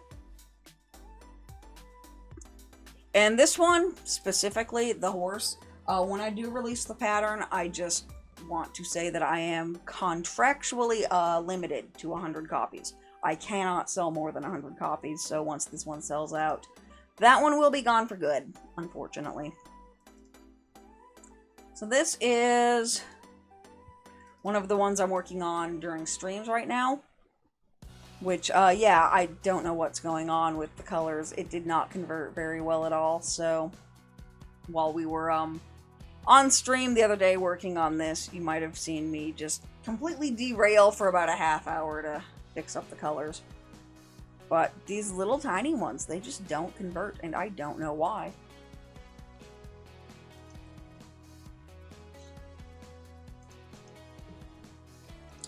This was going to be a badge test, and this is unfortunately all I have right now. And then something else came up. I think someone bought a bunch, so I wound up not having to do the badge test. I might still do it anyway, just because I do want to get a lot of artwork out there with the mascot. And it was just super fun to draw, so it seems like it would be a waste to ignore it. But it's one of the ones I don't even want to touch it until I clear out some of my other stuff that I'm doing. So this is one I started doing for someone, and then they disappeared, so I never finished it. But, yeah, just another little hyena. I was having really a lot of fun doing it. Might still finish it up anyway, just because I've already done it, so why not?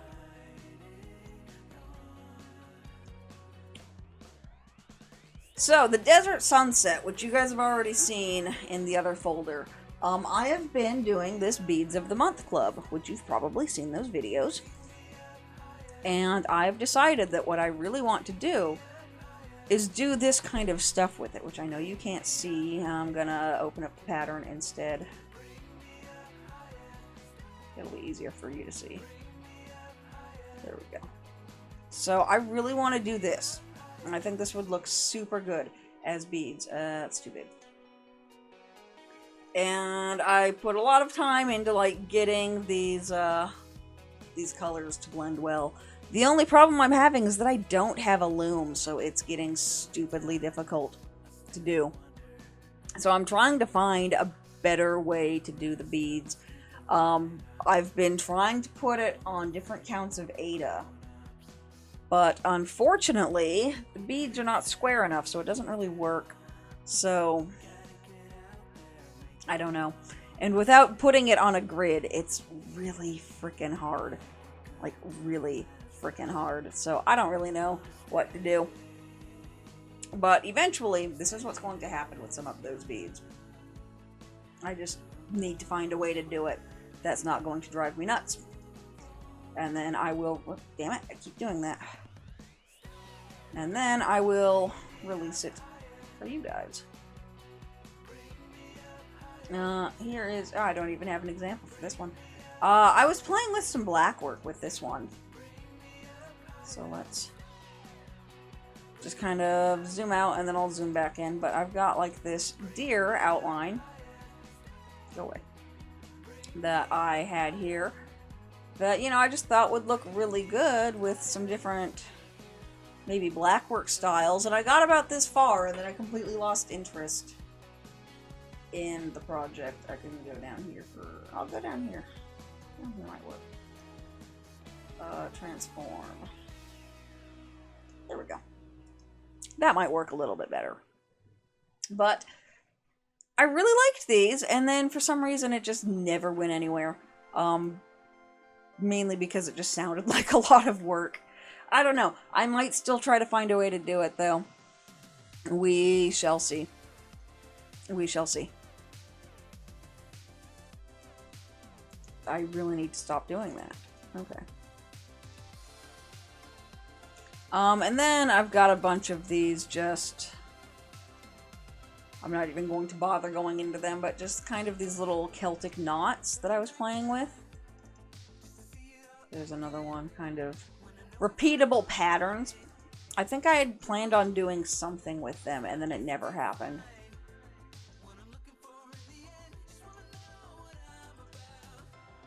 There we go. But yeah, just a bunch of stuff like that.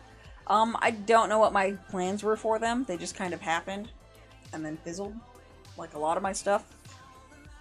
And then I've got these coloring books, which was something I was trying to do. I think I mentioned earlier that they were like for a stitch along that just never got traction. But first we have a horse that doesn't want to load. Hello? Hello? Has this screwed up on me for some reason? My file, or my preview doesn't want to load either. That's what, well, you can kind of, I guess, see it. Let me see. Yeah, weird. I'll open it elsewhere. Maybe if I resave it, it will fix itself. That happens sometimes. Open. Okay, yeah, no, there. Oh, that's why it wasn't loading, because it's dumb as shit. And also, it's not a proper coloring book, I've just noticed. That's weird. Okay. Well, that explains a lot of things. That's not the right file. And then I've got the snakes, which are the same deal, which I'm probably not going to be able to see. Oh, I can. There they are. But like the dog, it was the same idea. Just kind of an outline, and then you fill it with whatever you want, however you want. The horse was supposed to be the same idea, but I guess I just don't have the right file. And then here, I went ahead and made a whole bunch of Deltarune patterns. Which, do I not have convert? I don't even have, exports. Okay. I had planned on doing a Deltarune video, and then it just never happened for one reason or another.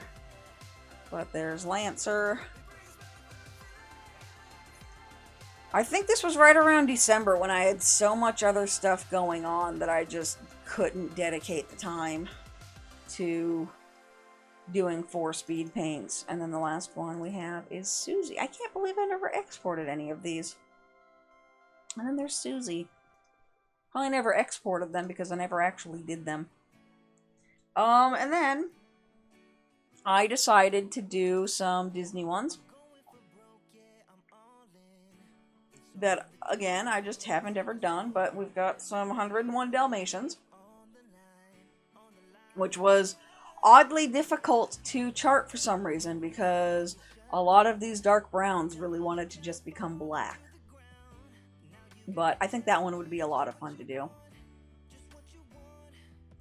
And then I did a Robin Hood one, which these aren't actually the exports. These are the raw images. So let's go ahead and actually see what the patterns themselves look like. Because a lot of times I just don't export the images right away. So yeah, like this one, I might need to still fiddle with this one because it does have like some really dark areas. I'm not sure how much I like Little John's clothes. What's the color palette like? Enormous. So I'm not sure about that one. Let's take a look at the Dalmatians. That's not what I wanted. Come back. Since I know the Dalmatians don't have a conversion either. Yeah, like you can see here, a lot of it got like super duper dark. And it's got like a really funkalicious color palette down here. But if we zoom in a little bit, yeah, you can like kind of see there's still some color, but like it gets really muddy. So I think I need to really fiddle with it before I do any of these. But I do think they'd be a lot of fun once I can actually make them work. Quit going to Firefox. And then I've done Zootopia, and I don't think I have done an export for that either. So I'll just go ahead and show you in PC Stitch. And I actually messed this one up so bad, but it wound up making it look so sharp and so good. So when I resize an image in Paint.net, which I think you guys have seen in my tutorials that there are different ways to resize an image. Normally when I resize them to make patterns, I will do it for best quality. But I screwed up and used nearest neighbor, which is what I use for when I increase the size of an image. And using nearest neighbor like sharpened this up to infinity, which wound up looking really good because it made their fur stand out so sharply, and I really loved that. This is going to be another one that'll be really fun to do if I just ever bother to get to it, which I probably won't, let's be honest. There's so much stuff in here. But if you guys want to see any of these things up on my channel, let me know, because the sooner I stitch them, the sooner they wind up getting released as patterns. But I don't know. This one looks like it's going to be a lot of fun. And I think that's the last Disney one. This is this year's Stitch Along, which I'm not going to show you because it's a mystery. And I just highlighted over that, so I'm going to have to remember to censor that so you guys don't see what the hover was. Now this is one that you guys are seeing on the live streams. And these are some very lovely macaws. I'm up here in the green, and I am just in a green hell. But I've been playing a lot with this drawn style of artwork I mentioned a little bit earlier, where I have these very harsh outlines and then really nice coloring on the inside, because the problem I always have with converted drawn patterns, like it got really bad with Beta Ray Bill, and even Hawkeye had a problem where there's so many different colors along the edges of the lines that you wind up with these really just awful snarls on the back. So doing really harsh lines like this actually improves the quality of the stitching, and because it's stitched, it doesn't really look pixelated, especially if you do these really nice detailed detailed shading. So this is more of a painterly style. Some of them I've done painterly, some of them I've just done straight up cell shading, and you'll see both of those. But I've also been having a lot of fun with lights and shadows, and these are what I'm using to test the new color index for PC Stitch. So you will be seeing a lot of this kind of stuff, and once I get to a point on enough of these that I am comfortable with how the colors are behaving and how everything is looking, I'll go ahead and release that index. This is one that I'm working on as well. Nope. Yep. So these are... Oop, nope. Zoom in. I want to zoom in.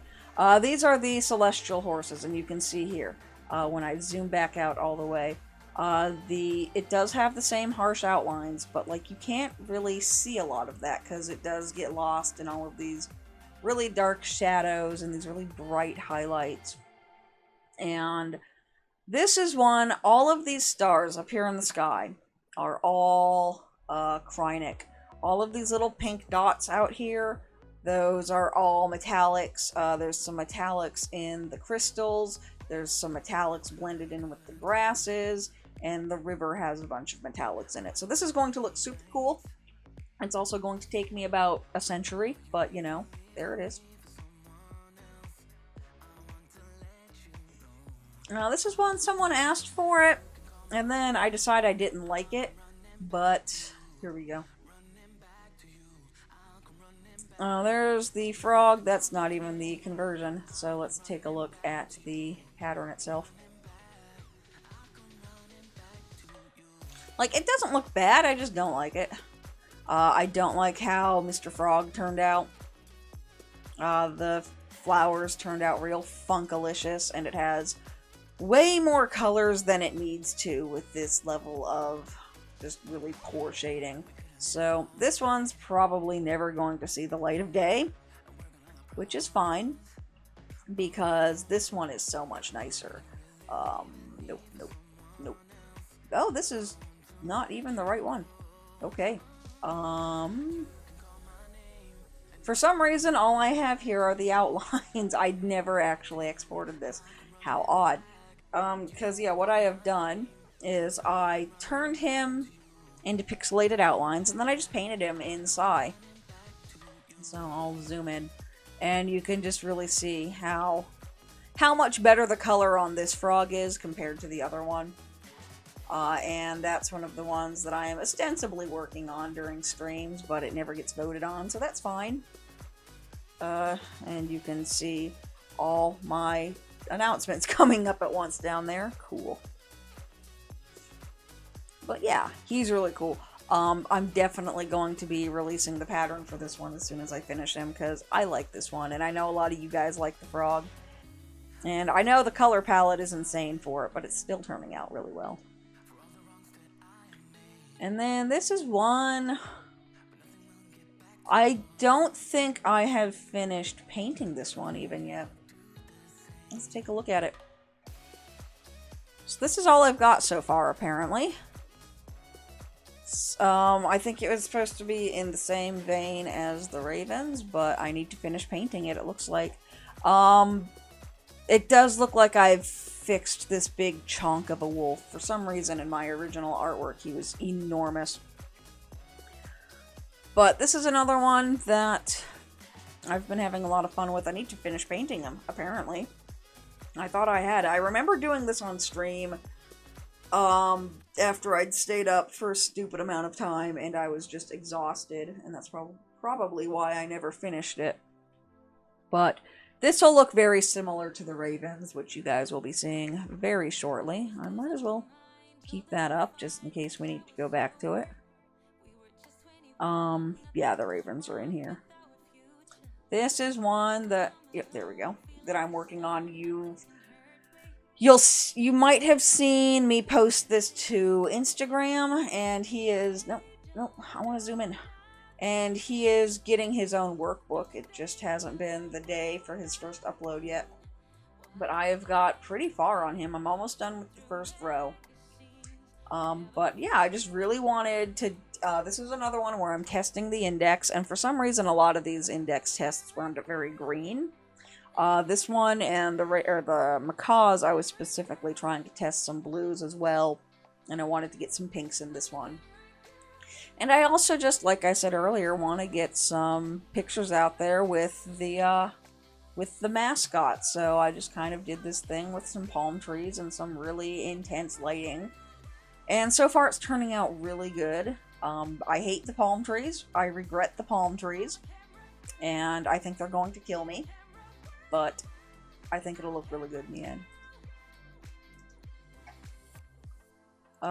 This is one that I started and then just never actually got to. That ain't right either. I don't know. I know I've printed this out, and I don't think it looks like that. But this is my old shark that I used to have before he died. So, this is a emote on the Twitch channel. Or it was. I think it's an emote in Discord anyway. But, I don't like that, and I need to figure out how to fix it, because it doesn't work. Don't like that at all. And then, yeah, these are the ravens. That's... There we go, that's the conversion.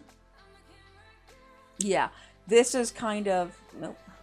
What I was going for with those wolves. Where you can see lots of nice painterly shadows. This was especially hard because ravens are black, and you might have heard me in the Discord the other day complain about how difficult it is to shade things that are black. So I spent a good 2 hours on stream drawing the ravens, and then a good long time trying to convert them, and I think I wound up actually having to do the conversion off stream just because it would not work. But this one is going to be a lot of fun. But it's so enormous that, again, it's not going to be one that I can get to right away. What actually is the dimensions? 270 by 392, so it's not super enormous, but it's not small either. And then here we've got some Kermit. Let me just try to find the right one. I don't think I have any exports. I must have exported something somewhere along the way, but we can look at it here. So this is Kermit with this super drab color palette because he's in a swamp. But despite the super drab color palette, it's a very bright picture and I really like it. This is another one that just gave me so much grief because parts of it kept winding up completely black when I didn't want it to, but that's where we are here, and I think I've mentioned this before, but the strings on the banjo, I thought long and hard about how I wanted to do that, and if I turn on the grid, and I zoom in, you can see here that the strings don't do anything that's any kind of logical. Trying to backstitch these would be impossible, and I do not recommend it. This pattern is actually already up. I have completed enough of this that I'm relatively certain that it will work. I'm very confident in it, so if you want it, this one's up for free on Commiscio right now. And when you get to these strands, what I recommend doing is going from point A all the way down to point B, because I've made sure that the ending points always go right in between. So just do that in one continuous stitch and then couch it where it's convenient to do so. So like right there, and just kind of wherever you can couch it easily, that's what I recommend doing. Because that's going to be impossible to backstitch. It's not going to happen. But there's Kermit. He's been super fun to work on. I keep wanting to go elsewhere. And then this is the last one for the drawn ones, and I said you'd be seeing that dragon again. Oops, that was actually the artwork. That's not the conversion. I don't have. I'm so bad at exporting these. I could have sworn I would have done it, because I could have sworn I posted the conversion somewhere, but I don't know. But this one, I was really trying to test reds and darker blues, which is what this one is. And, like, some of this turned out super weird, but I think it'll look really good. Because the clouds are, like, supposed to be in front of the moon there, and my lighting just turned out super funky. I've since figured out better ways to do this. But I really like that. And a lot of I think the stars on this one are also metallic. But, yeah, I don't know. I don't know how much I like this one. I might redo it, because I don't think I like the conversion all that much. But I really wanted to test some reds and blues, and I just need to get in there and make sure that they work. or at least get in there and compare what's on my screen to what I've got in my bucket. I don't know. But pretty much my aim with the index, it's never going to get to a point where what you import is going to be one-to-one. For one, it's just not possible with the small amount of floss that you have. And two, PC Stitch seems to import over saturation and value before the hue, which means that it will look at whether a color is light or dark before it looks at whether it's red or brown, basically. So I would rather have the slightly wrong shade of red on a pattern than I would have it the way PC Stitch does it, where it's the correct shade of the wrong color. So like you'll get it just, I don't know. I don't like it. That's what I'm trying to fix, and I don't think I ever will be. Just because PC Stitch is so weird, and that's why it fails so hard on those small badge conversions. But that's the end of the drawn stuff, I believe. Because, yeah, I think the last one is that skull. This is one. So, OG members of the channel might actually recognize this from a long time ago. When I was first trying to do daily vlogs. I wanted to put this on a pillow so badly, and it just didn't work. And I still want to. I think it would be so funny. But, oof. It just, for whatever reason, wasn't working. I think it was trying to do waste canvas with satin floss. The rayon stuff that DMC calls satin, it just wasn't working at all. But, there's that. I can't believe I still have the pattern for that, but I do. These are just a whole bunch of fonts. We're just gonna skip right over all of those. But I've got a bunch of fonts. I think most of them are up on Patreon. So this is a super old one that I started and then never really went anywhere with it. I don't even think I still have the whip because it's not a very good conversion. Like, I was trying to do sepia tones, but it just wound up super dark and super black. And this was before I knew to dither it.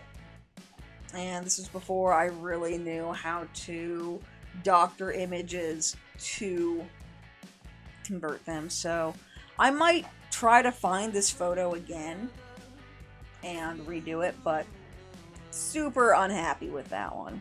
I kind of keep a lot of these failures around just as reminders to try them again. This one, here we go. I don't know. That looks, nah. I'll go ahead and look in here, because I don't know what that is. This is just a How to Train Your Dragon one that I've got hanging around, and I don't know what the hell's going on here. The skies. Blue skies, man, they always just fall apart. You can kind of see that on the goat. There was a Moana one that I tried to convert that didn't work. There was a Lilo and Stitch one that I tried to convert that didn't work. And there was a Lion King one that I tried to convert and it didn't work because of the blue in the sky. It just falls down and it doesn't know what it's doing. And part of that is PC Stitch being stupid. Part of that is DMC just not having a lot of good blues. But I think that one will be a lot of fun if I can ever get to it. But I am working on another How to Train Your Dragon for Crystal, which I don't know which one is the one she made and which one is the one I made. The later one's probably the one that I made. Yeah. I think so. Anyway, but you might have seen me working on this one on stream. So, I've just got the first page finished done here. I've got a little bit over here to do, and like, just kind of gonna go around. Gonna save the big, heaviest page for last, basically. But that one's turning out really well. I'm really loving that one. This is another one that I have started, and it's just never gone anywhere. But just a little... it's a panel from Agent of Asgard. I think this was when he climbed up a mountain to make a deal with the devil. I think that's what this is from. I don't know, I really loved that run. That was such a good run. I've got so many potential patterns for it that I'm never going to do. This is one, nope. There we go. This is one that I'm working on that I was going to try to do as a speed stitch, but there just wasn't enough time for the event that it was for. So, just, yeah, kind of a really fun little Deadpool. Had so much trouble getting this one to convert, but got there in the end. And then, so, apparently PC Stitch, if you use any of their built-in fonts, get this, if you use any built-in PC Stitch fonts, you can't print your pattern. You can't save it as a PDF, you can't print it out for copyright reasons, which, is bullshit. That's not how that works, but okay. So pretty much what I did, honestly, was I took their font, I put it in another document, and I just manually copied it over because it's a font. It's a backstitch font. I would have basically come to that anyway. But, yeah, there we go. Gonna do that eventually. That one's been started somewhere. Another one that's been started somewhere. This is actually going to be a series of 3 panels. And this is not a no, this is the conversion. It just converted so well, I couldn't tell that it was the conversion. This is also from the same run that Beta Ray Bill was from. We've got Fandral and Sif. This is the first one.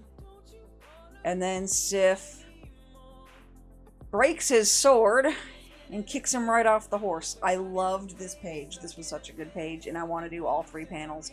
And it's just never going to happen. This was a failed stitch along, and I say failed because people were going really strong on it.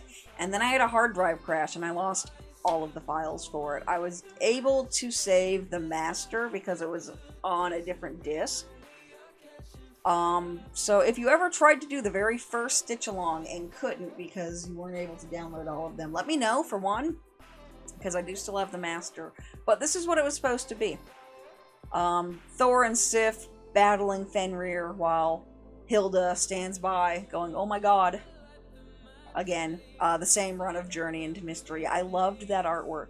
But I was saying earlier that, yeah, with these kind of drawn images, though, when you convert them, you just wind up with most of the colors in a very thin line, and it makes a lot of issues for you when it comes to framing your piece. Which is why I've started playing around with other styles.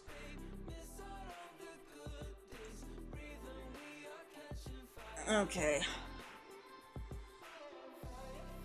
Now we've got Hawkeye. Here's the big one. Which, I've started on this. I don't know if I still have it. I want to say it's only like 6 pages. It's relatively small. But it's from the same run of Hawkeye that the other one was from. He spends a lot of time getting hurt in that run.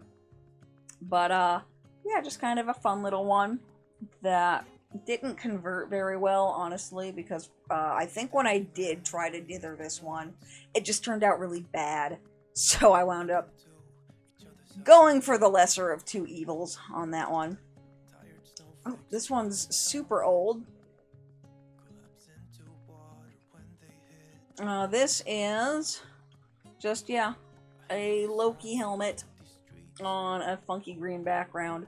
And in fact, when I do this, if I ever do it, I'll probably just wind up doing the helmet, none of the background. I kind of feel like the background was trying to figure out how to get a good gradient in stitching because it's very hard to do. But, the design is actually based off of a decal I had on a binder. I really liked it, and I tried to base it off of that. Then we have... I told you I've got a lot of Marvel stuff here. Another one that just has no data to it other than the pattern itself, which I don't like it. It wound up really dark. And I do think I still have the base image somewhere, so I can just fiddle with it again. But again, these are a lot of these Marvel ones.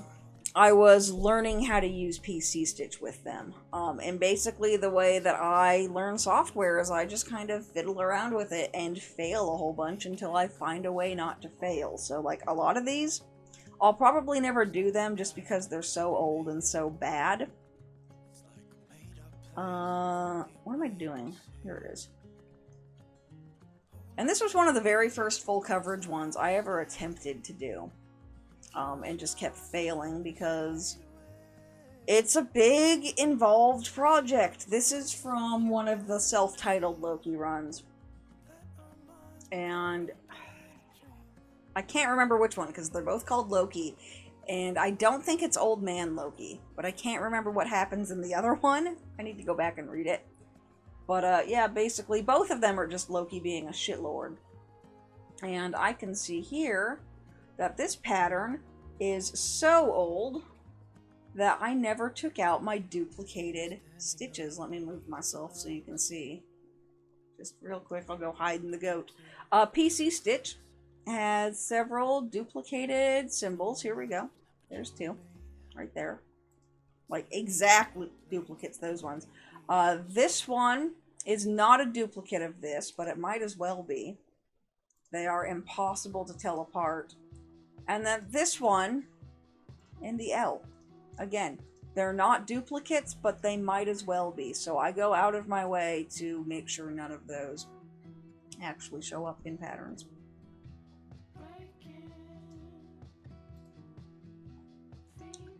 Then we've got this one, which I really want to do as well. Oops. Oh, there we go. This is big. This one is very big. I attempted to do this at one point. And I used the cheapo even weave that you buy at Michael's. And it was so cheap that I had measured it out. I had made sure that I was exactly measured out. And by the time I started stitching it, I realized that it wasn't an even weave. And that I was kind of having issues where one of the dimensions was going to run off of the fabric because it was that uneven. Also, I never took out my duplicates, so I kept having issues with that. But let me zoom out and show you this masterpiece. This was the first one I learned how to dither, and it turned out so good.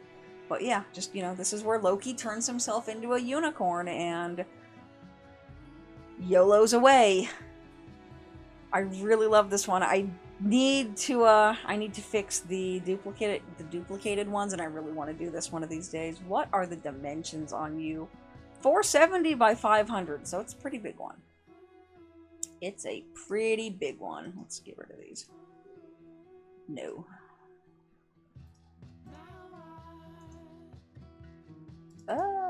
This one I made recently I don't think I exported this, but I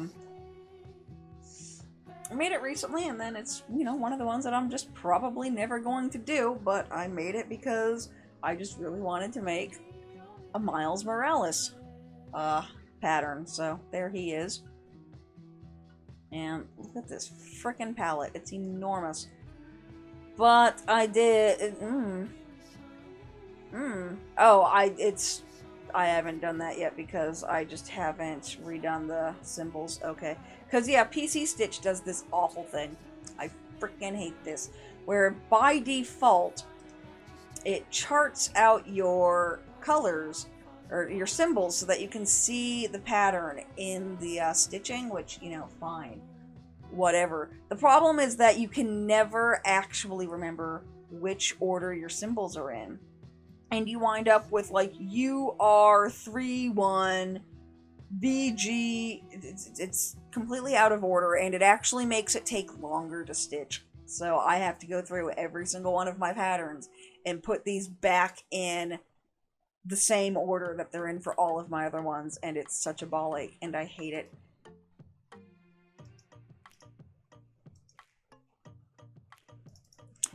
This is just a very simple little Mjolnir that I did. Oh, it's not simple at all. It's enormous. I thought it was smaller. No, it is smaller. It's 64 by 64. It's just zoomed in a lot. Okay. But, I don't think we need this. Let's get rid of you. Let me go back here. Okay, just save. Yeah, there we go. Now you can see it. I think this was actually a sprite from a Minecraft texture pack that I had made. And I just liked it so much that I decided to turn it into a pattern. I think I just opened Excel. Yep. Now this one is, again, one that I really want to do. And I had started it, but it was on the same cheap fabric, so I just gave up immediately. And it's enormous. It's very enormous. There it goes. So, come on. Another one from the same run of Journey into Mystery, where, yeah, it's so big that the text is just as it appears, but, we've just got Thor standing proud in front of all of his friends who just don't want to deal with it. How big are you? Yeah, 423 by 586. I really want to do this one of these days. Let's be real. Probably not going to happen for a while.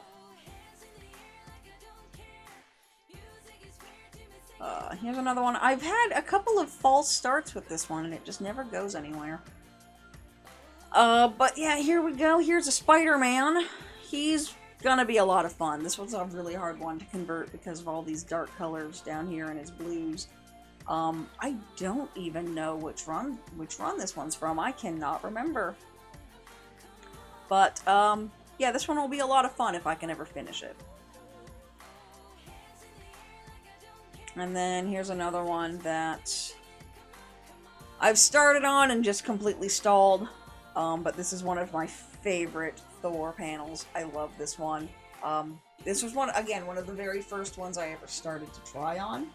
This was before I even had any software for cross-stitch. I was doing this entirely in paint.net, and oh boy, that did not work at all. I have recently started it since I've charted it properly, and it's just, again, not gone anywhere, but it's on the list. It will happen eventually. And then this looks like the last Marvel. Yeah, here we go. Which is, again, I've started on it and it just hasn't gone anywhere.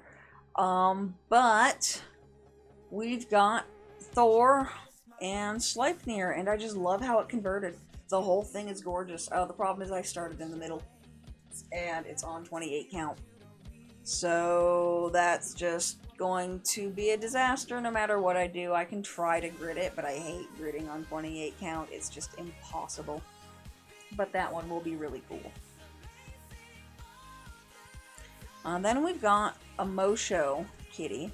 So if you guys have ever heard of the Cat Rapper, he is kind of a local celebrity. And I like him so much that I've made a pattern of one of his kitties. I think it's his kitty logo. And I've wanted to stitch it for a long time, and it just something I've never really got around to. It has a little bit of back stitching, which I don't normally do, but in this case I thought it would look really good. So one of these days I'll probably do this, and then probably send it to him, because why not? Then I've just got some mystery patterns, which are, if I zoom in, you can probably see them. Yeah, there we go. That's really all you need to see there, I think. They are just the little mystery patterns that, very small sprites, that you can, lost my words there. Just very small sprites for those mystery stitch things that I did with Mary, blind stitch challenges. I want to do more of those so badly. And the idea is, I need to redo the metadata on that one. The idea is that I let someone just pick one, and they don't tell me, and they're labeled mystery pattern, so I don't even know what they are. And so they will pick one, and they get the chart, and I get the color key. And the way that it works, if you haven't seen this video, they have to describe the symbol and then tell me where all those symbols are on the chart. And it's not easy, but they are a lot of fun. And now we've got a whole bunch of these painted animals. I love these painted animals. We've got a bat, which, here we go, you'll be able to see really quickly what the problem with PC Stitch is. So this was done on the old index before I updated it. All of these were. But we've just got a little bat, and you can see here, kind of, this is what it was originally charted as, and this is what it imported as. You can see that huge difference of color because PC Stitch just doesn't know how to do color. Then we've just got a beta fish, which I really like this one. That'll be fun. Not really a whole lot to say about these, but I'll show you them all anyway. A really lovely rainbow butterfly. That one will be fun.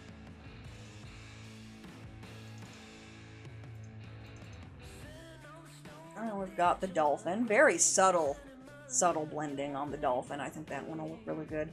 I don't know why I didn't do it blue. I mean, I thought that if I did it in blue, that would just be, you know, obvious. Although, it's really easy to shift the color on any of these if I decide that I want to. The problem is I don't seem to have any of the original images for them. I've just got the exports, which is a little bit backwards. But here's just a dragon.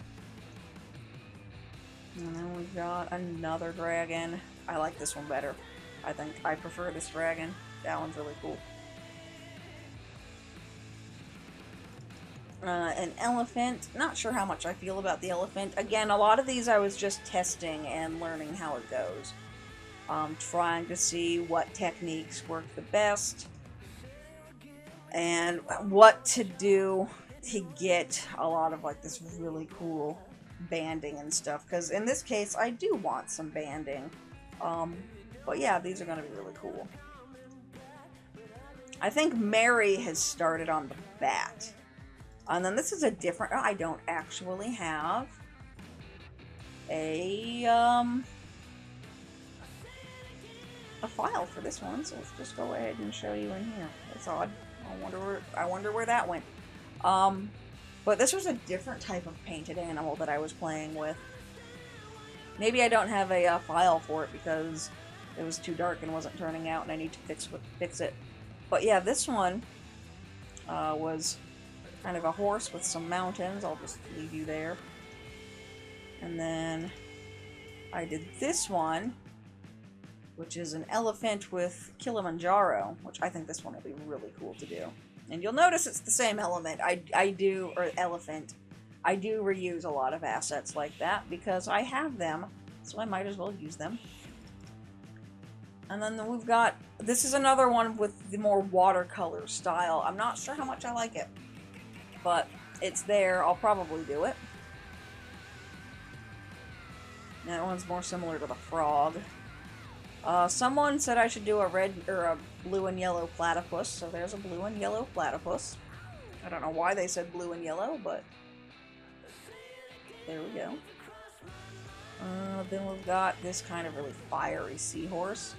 With like some pinks and yellows. I've always thought that pink and yellow go really good together. I think I did this seahorse with two different, yeah, I did it with two different color palettes. And I think I like the blue one better. It just has some more better swirls on there. And then this is one I'm actually currently working on, which is a shark. And I really like this one. And it's one of these ones where they seem a lot bigger than they are. But like if you look at the individual stitches, it's not a big design, it's just very involved, so they take a long time. And then the last one is this wolf, which I don't like the color. Again, I might switch up the color if I can find the original, otherwise, oops. I'll just re-find the assets and do that again, I guess. But I don't like some of these colors on them. This is one that I'm working on. There we go. Again, it's one that I started in the middle. And I would really prefer to be up in a corner and starting there. But it's another one where if I zoom in, it's black and white, but you can see there's some pink and some brown and some blue and some green and some purple. But when it's on the fabric, it just looks black and white. And I can even see over here on my smaller example on OBS, it's black and white. You can't see any of the color. So that one will be really cool. Again, it's enormous, so I don't know when I'll ever be able to get to it and finish it, though. How far are we? We're about halfway through this folder, I think. Here we go. A blue beetle. Again, you can just see how much PC Stitch just doesn't like the blue. But I kind of feel like with the way it, like, filters out on the edges, it might still work. The ground looks like it's going to be a ball lake. I wish I had HDR'd this. I might still have the original photo. I think I took this at the fair. I just really liked the blue beetle, so I took a picture of it. I do that a lot. I see a car that I like and I take a picture. This is one. There we go. Working on this one. I've started over on this one like 2 or 3 times. And I think the reason I never get anywhere with it, it's only got 25 colors. But it's so incredibly involved that you really do need to park. So, I never really seem to get very far on that one. This is a random burrow from out near Blue Diamond. Oh, he's a tiny little postage stamp. I suppose I need to rename that. But, there's him. Let's rename that just so it goes where it's supposed to.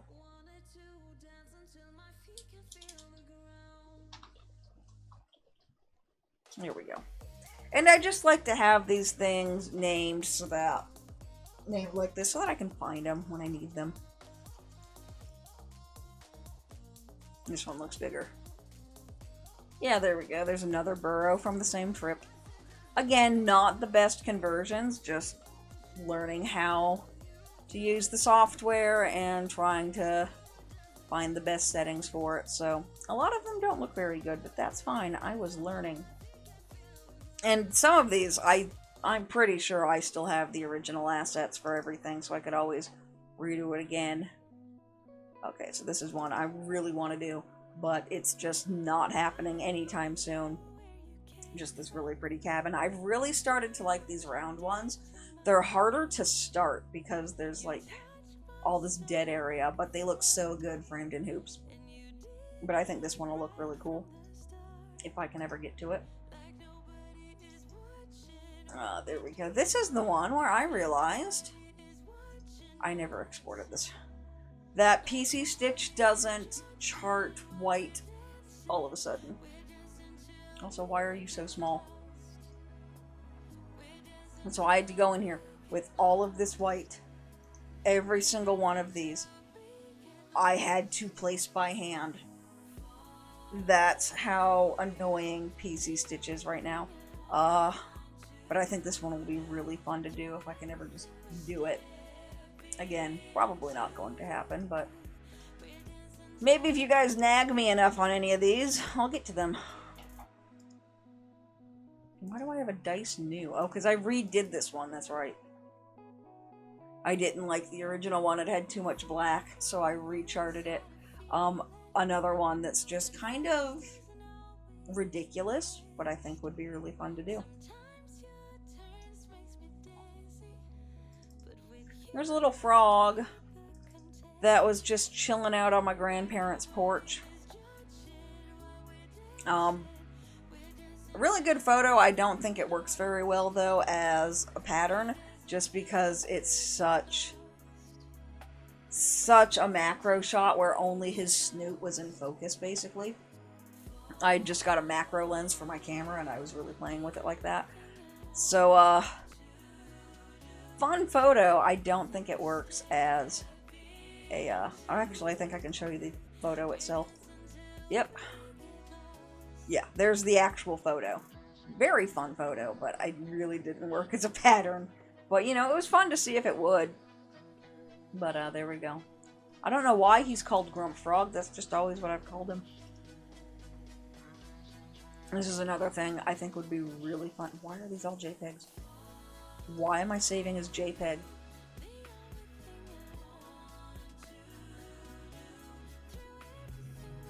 Oh, they're so obviously JPEG. Oh well. I need to stop doing that. Again, really dramatic sky. Dark silhouettes in the foreground. That'll be a lot of fun to do.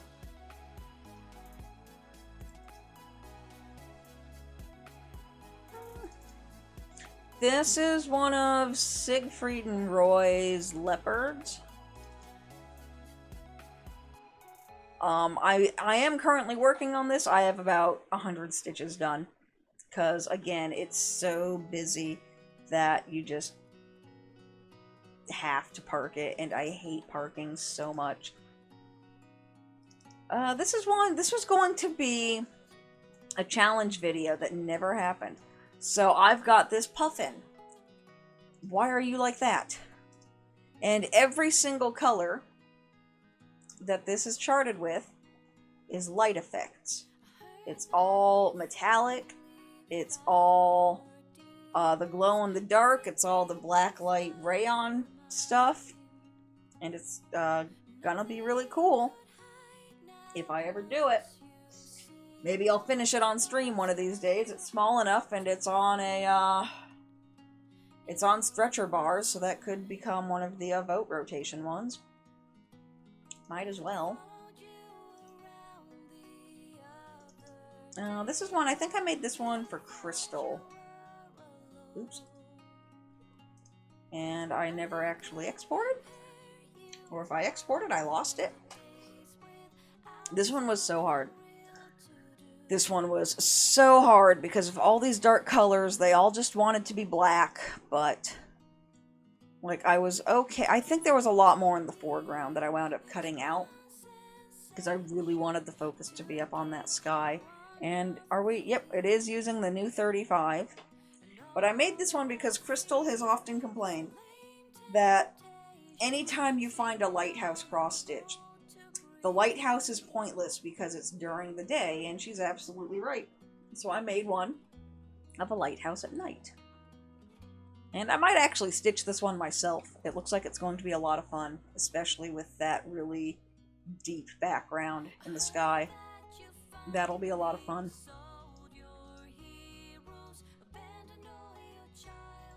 Here we go. This one will be... Again, they're JPEG. Oh, that one's a PNG.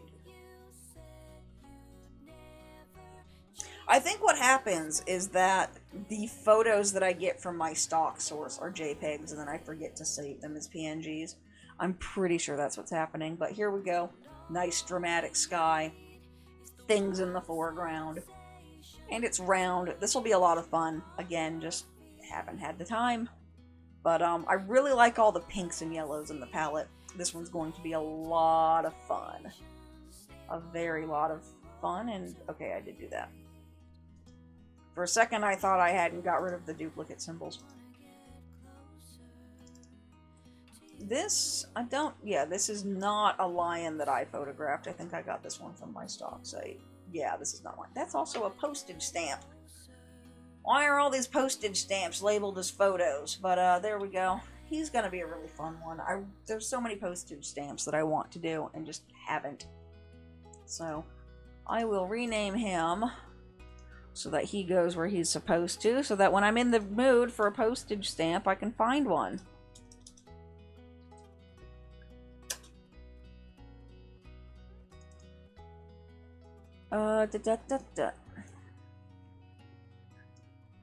This was a stock image taken somewhere in Mexico. I can't remember, hence the name.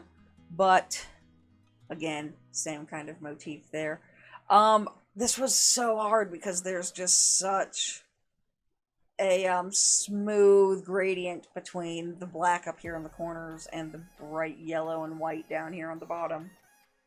So this one, again, will be a lot of fun if I can ever get to it. I just really love these ones. There's something mindless about them, and I think that's why I like them so much. Just a lot of endless confetti, but it will look super good.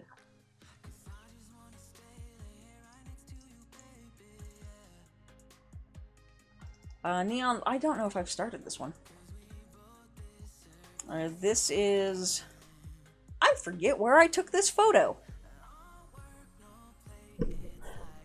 Oops. I might have taken this photo... maybe at Shark Reef in Vegas. Because I know Siegfried and Roy don't have fish. I also think there's a mistake right here. I don't think that's supposed to be white. I know Siegfried and Roy don't have any fish. There's no aquariums up here in Oregon that I seem to remember ever seeing really cool fish at. Like, we've got a couple up here, but they're kind of lame. So I think this was from Shark Reef. But yeah, he's just a rainbow neon lionfish, which I did, admittedly, really bump up the saturation and contrast on him to get him to be a rainbow like this, because the original picture did not look like this. It is mildly edited, but, you know, he looks super cool. I haven't started him because, again, like the leopard and like a few others, this was one of my very first conversions where I learned how to do it with the confetti, and I kind of went overboard. The result is that it will look very good once it's on the fabric. It's just going to be a pain in the ass to get it there. This is one... there we go. This is one I did actually release before I stitched it. I don't like to do that, though, very much. So you might have seen some people working on this on Instagram. But just some... I don't know why I called it oil roses, either. There's probably a reason for it. But, I know... maybe it's because I know for a fact that this is not the original pattern. I lost the original one, so maybe the original conversion was, like... had more of, like, a painterly feel to it. I don't know. But yeah, I think this one will be a lot of fun to do if I can just ever get to it and do it. Again, just kind of a repeating pattern there. Here we go. Another one where I was just learning how to do things. Again, it'll look super cool. It will also be a nightmare to stitch, but there it is. Orange starfish. I think this one was at Seaside as well. But we've got a starfish. We've got a couple of little... I don't even know what they are. And yeah, it looks super, super tight. And there's a lot of good detail, but it's not going to be easy to stitch. These early ones, man, I don't know what my problem was. This was a sunrise outside of our apartment in Las Vegas. Which, oof. It'll be fun, but again, oof, oof, oof, oof. Nice dramatic sky, dark things in the foreground that are just going to be a disaster to stitch. But, you know, I'm game when we get there. You'll notice I really like palm trees. And why is that a JPEG? Why is that a JPEG? That should not be a JPEG, but, you know. Same motif there, dramatic sky, dark things in the foreground. I love these ones so much. I think this kind of, thing, this kind of look, makes up the majority of my, or not the majority, but it's like the most densely represented type of thing that I've done. Here's another one. There we go. There's another missing pattern, because I've definitely done this one. Oop, nope, oop, what, oop. open up a pattern folder then, or a pattern file. This one I diamond painted rather than stitched, although you can stitch it if you want as well. But I think because it's a postage stamp, I would definitely diamond paint this one. I made this pattern specifically to be diamond painted, which is why I didn't care that there are 213 colors on such a small canvas, because with diamond painting that doesn't matter. I'm getting the hiccups. I don't like that. But I think if I were to stitch this, I would definitely redo the pattern for that. But let's rename you, because you are not a photo, you're a postage stamp. And you belong in here, because you've been stitched. There we go. Okay, now this one. This was done as an experiment to see if I could, even though I do have the PNG, I am going to show you the pattern file, because you're going to freaking laugh. I wanted to see if there was a reason why I was having a really hard time getting a good depth of color in PC Stitch, if there was a hard limit, or if it was just because the images that I was importing just didn't have enough colors to require that. So let's zoom out. So you can see this photo I took at Pioneer Square, which you can see was HDR to begin with. And then I just added so much noise to it. Like, I'm never stitching this. This is unstitchable. Oh, you can't even see there. Okay. And the reason why it is unstitchable, I don't know if you can see this. It has 411 colors in it. So that told me that there is no hard limit in PC Stitch, which was really bothering me, because I was trying to use KG chart for some stuff, and there was a hard limit. Like, you couldn't see that there was, my nose itches so much. You couldn't see that there was a hard limit, but it was definitely limiting me. So, I made this ridiculous pattern. And I think this was before both of the new recent sets came out. So 411 at the time was very, very close to, at the time, let's see, right now there are 505 minus 35 recently. So, and what was it, 16? That looks right.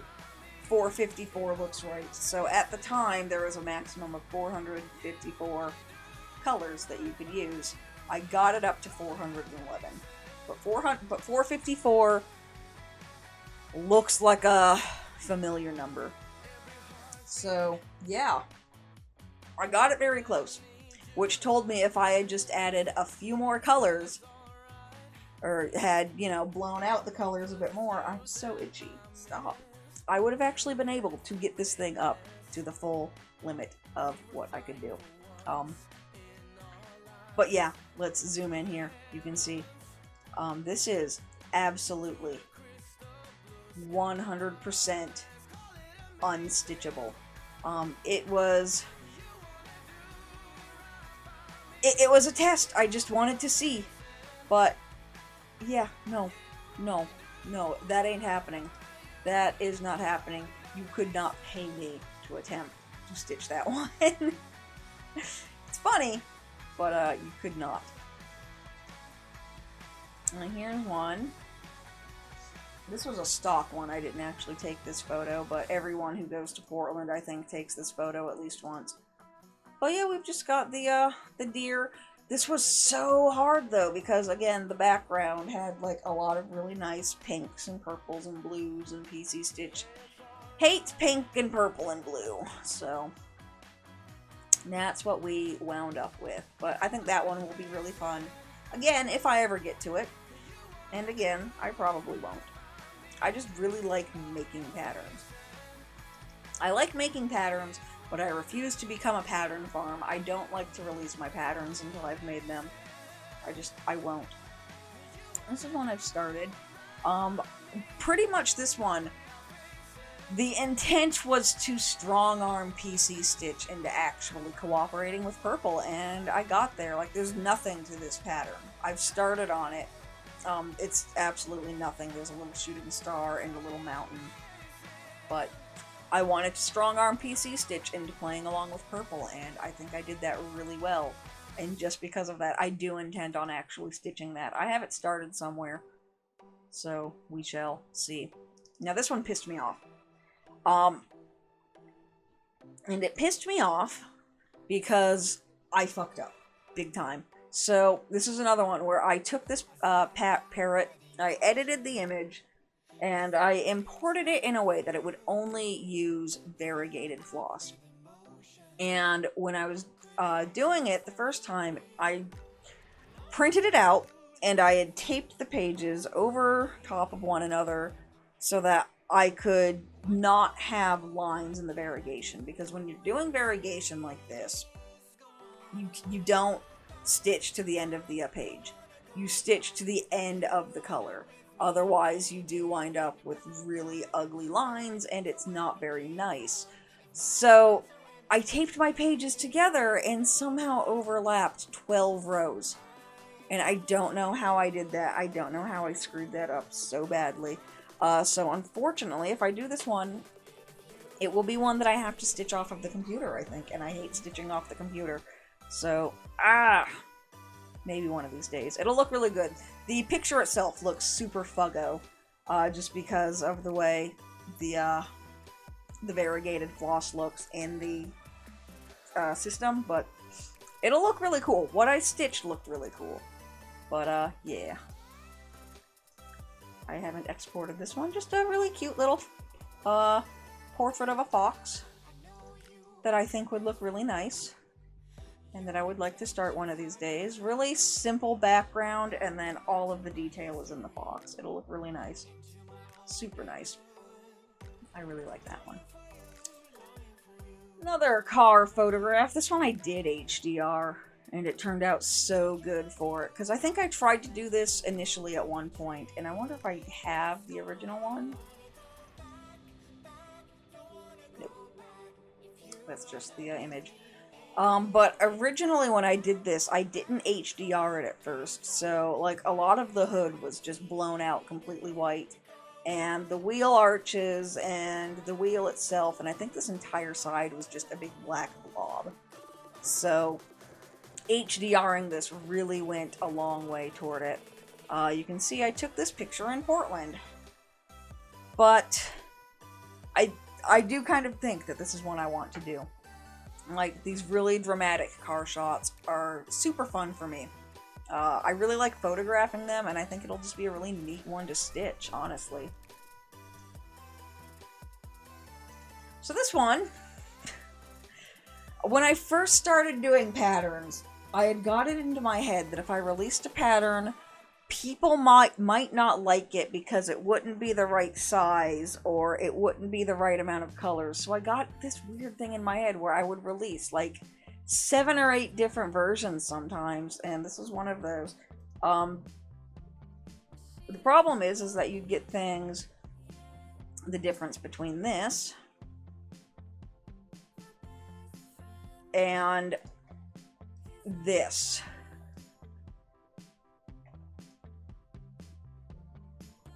There it goes.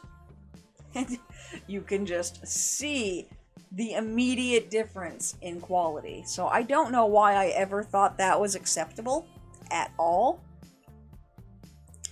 when that is clearly the superior version. I don't do that anymore, and for some reason this is the only one where I still have all of the different variations that I did. But you can just see that palette zoom up there when I click on the other one.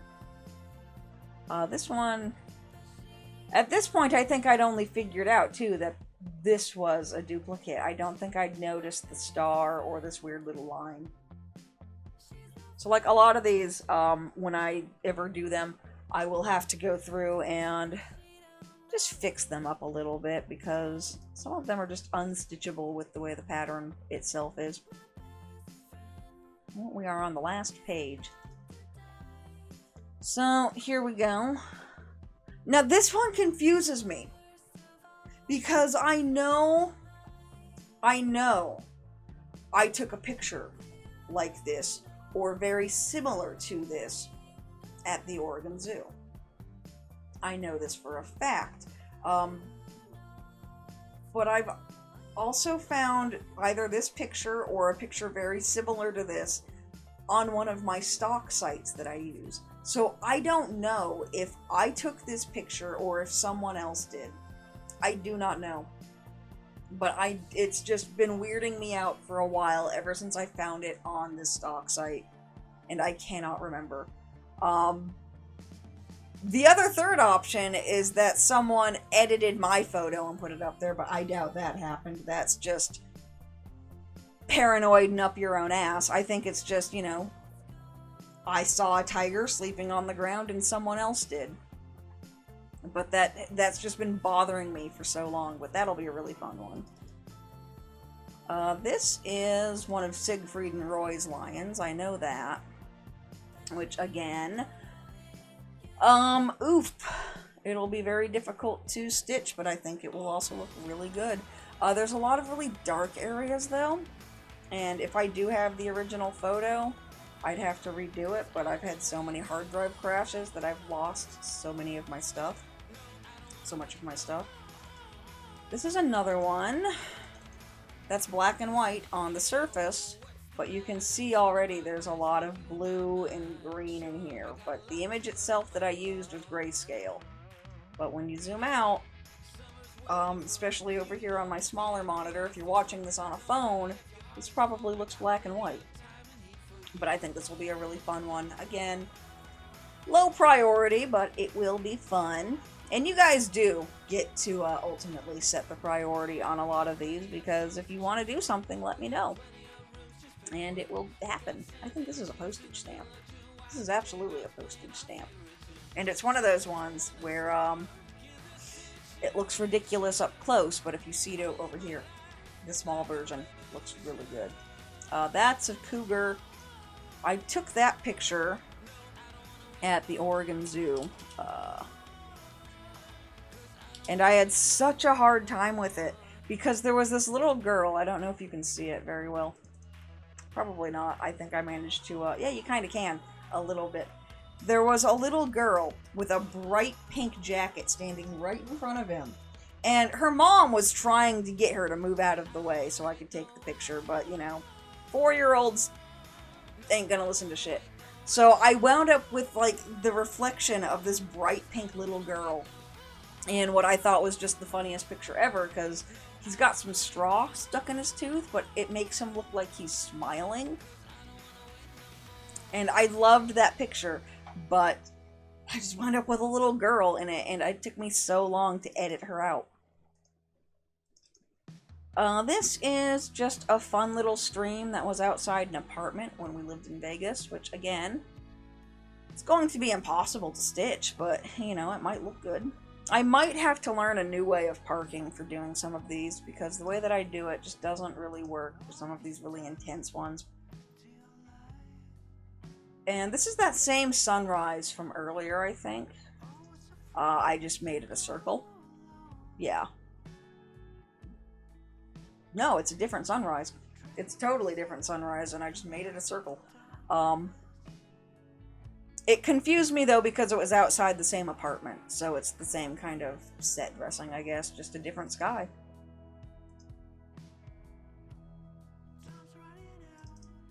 Here's another tiger, and I don't have an export. I like this one. I really like this one. This one I know I got from a stock site. I know I did not take this photo. But yeah, he's just super cool. Again, he'll be really difficult to stitch, but I think he'll be super worth it, and I haven't even edited the symbols yet. I just really wanted to make that into a pattern, and I will edit the symbols when I get to it, I guess, but I really like that one. Then we have some tiger eyes. There we go.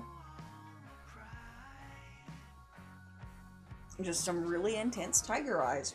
And I have, I think I have this one printed out, but I haven't started on it yet. My nose, there's something on my face and it's just making me so itchy. But again, just haven't started it. It'll be, again, super intense to do. But I was really pleased that I was able to get both of his eyes visible. That's always difficult, especially with animals, when there's some intense light, because their eyes are protected by the rest of their face, so they tend to wind up in really dark shadow. And I was really trying hard to avoid that. Okay, I've taken an allergy pill, so maybe whatever microscopic dust is on my face that's making me itch my brain will start to ignore it. This is another one of Siegfried and Roy's tigers. One of their white ones, and it's got his little tongue poking out. But yeah, you can see what I mean here, where his eyes are just completely black. There are no eyes there. So if I do this one, it's definitely going to be one that I rechart. Especially since it was one of the earlier ones where I was learning how, so it's just one of those impossible to stitch ones. But if I still have that photo, I will probably definitely do that. That, or I can probably find a way to edit some eyes in there if I want to do it. Never exported this one. We've just got Yosemite Tunnel here, which is... I just wanted to do some really dramatic landscapes one day. I think I did a couple of really dramatic ones. And I've even done the symbols for that one, so it is ready to go if I decide that I want to. Not sure how long this one... How big are you? 300 by 200, so not bad. Not bad at all. Which is kind of becoming like a default comfortable area for me, I think. I think it'll be really fun too, to see how many of these I can actually get done. This is another one, never going to do it. I just really wanted to learn how to make patterns that look good. I was just trying to find that middle ground here, but these are some zebras at the Oregon Zoo. Which, yeah, you've got their reflection in there, and the zebras up here, and I think there was a giraffe in one of these shots, but it's a nice picture. Not one of my best pictures. Just kind of a zoo picture, but definitely not going to be one I ever put on high priority to stitch, if I ever stitch at all, just because it's... Oh, that's the burrow. It's going to be so intense. Okay, so here's another little one that... Again, doesn't really look like anything up close. It needs to be stitched on super small fabric, like 22 at the absolute biggest. But if you look over here, it looks a lot more like something over here in the tiny little thumbnail. These are Siegfried and Roy's dolphins. Which, again, don't really look like much, but if you put them on a high count fabric, they'll look really good. Which, yeah, you can see much more. You can see much more detail when they're smaller, which is another reason I really like these postage stamps. Here's another one that I knew I had done and just never moved over, apparently. There we go. And just another fun little lighthouse one, dramatic sky, thing in the foreground. But yeah, kind of not quite useful, but not quite useless either, because at least the sky is kind of dark. But that one can go to its home where it belongs.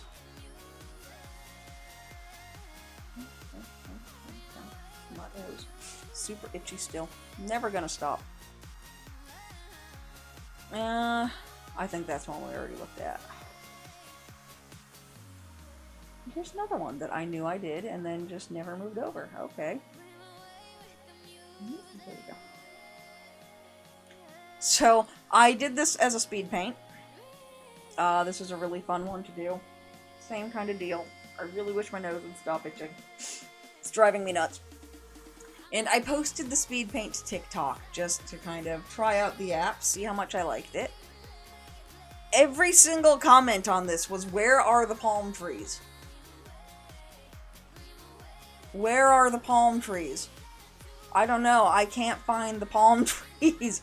I guess they were expecting more like cartoony ones and less like, you know, just a big grove of trees. This one confused so many people. I think I found it. I think there was a hair near my eye. I think that's what it was. I think I got it. Here we go. Another little puffin. I think I've started this one and just haven't really got anywhere with it. But yeah, he kind of looks like something, but again, postage stamps look better when they're small. So maybe if you're on mobile, you'll be able to see the postage stamps a little bit better. And here's another one. This is at Seaside. Just a dramatic beach shot with a big dramatic sky because I really like these ones the best. I think I've started on this one as well. And just here's a random little tree frog that I'm not sure will work just because how much he'll blend into the background. Again, these really tight focus ones where part of the animal is out of focus just don't work very well, unfortunately. So he was a fun one, but I don't think he'll work.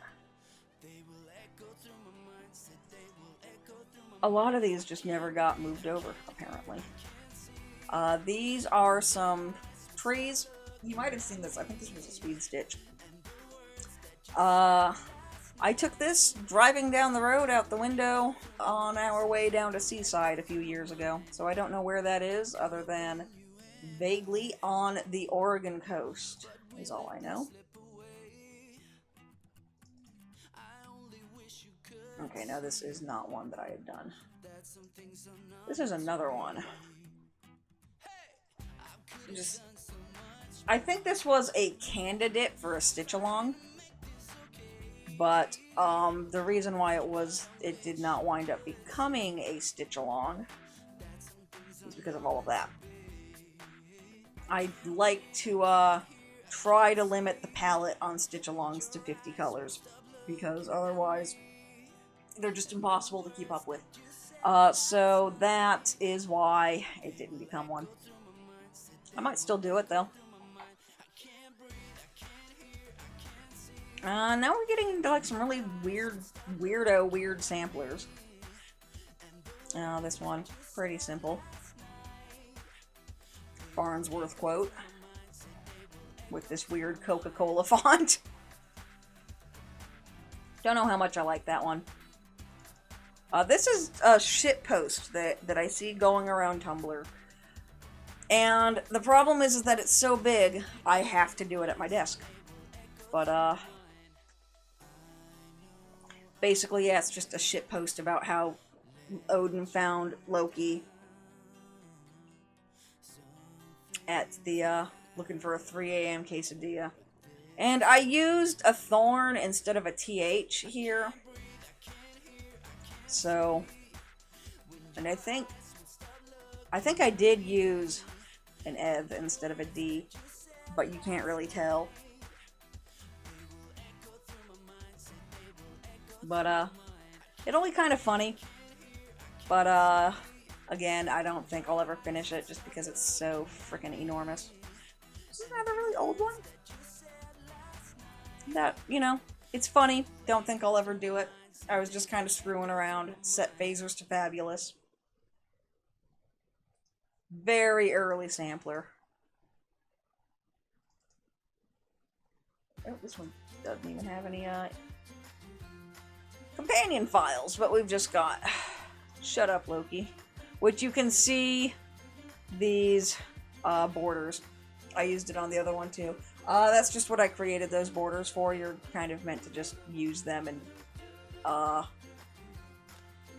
tile them as you need to, but that one would be kind of fun, I think, if I liked samplers better.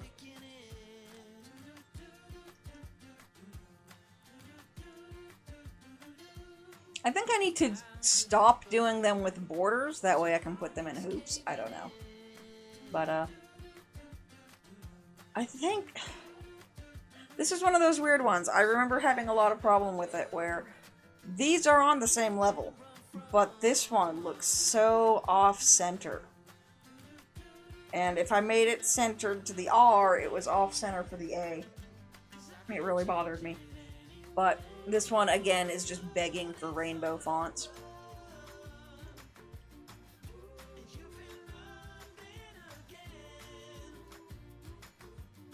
Well, that's odd.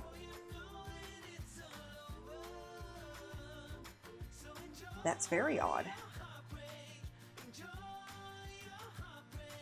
Oh, because this one...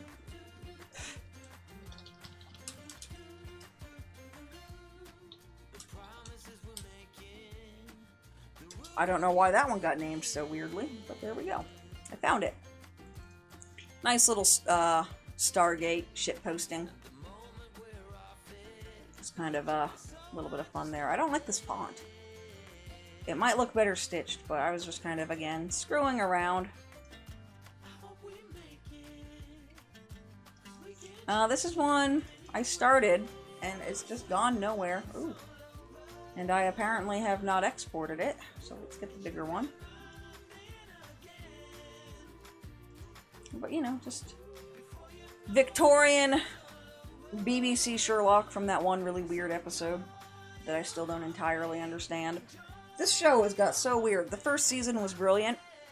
The second season was pretty good, and it's just got so weird and so bizarre with each new season. But that one started. Don't know when I'll ever get to it. This is one I know you guys have seen. There we go. On the live streams. I'm about to this point right here with him. So I've done like that area. I think I just finished his leg on the last time I stitched him. But you guys will see that I have other reindeer assets, and I wanted to use those, but bigger and with more detail. But the problem that I had is I couldn't find them. I don't know where they went, and I couldn't find them online. I thought maybe I had purchased them from somewhere, but I couldn't figure out where I had purchased them, so I couldn't go re-download them, so I had to go find some new ones.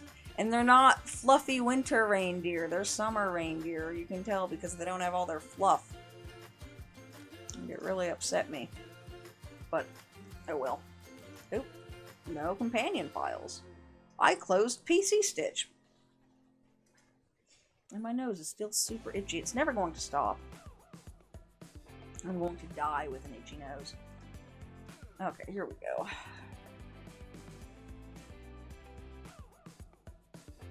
So this is just, you know, something, it's enormous, but I thought it would just be really fun. It's enormous, but there's really not a lot to it. It's just really spread out. And I've just never got to it.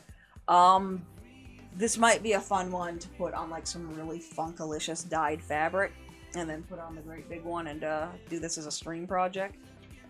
But oof, oof, oof. It's just a lot of counting, and I think that's why I haven't done it.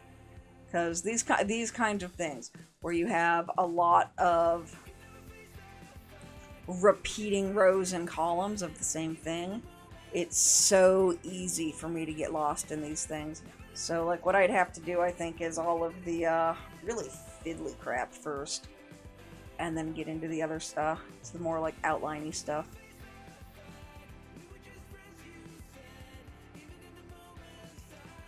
Here's the bat block, which I don't have a... There we go.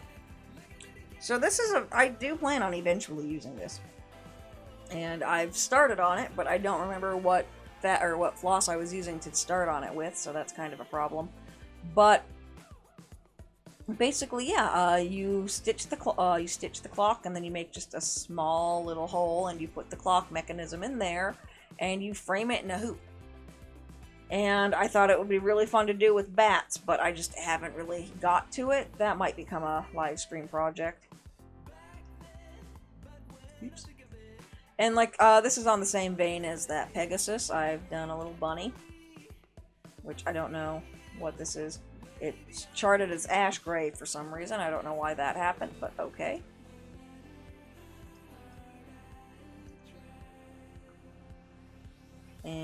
and so these are all of the butterflies. I think I've only stitched 5 of them, so there's like 4 more that I haven't done. Let's see. So let's see if I can pick out the ones that I haven't done. I don't think I've done that one. I know I've done those 4. So I've done those 4 and that one. So I haven't done that one, that one, that one, and this one.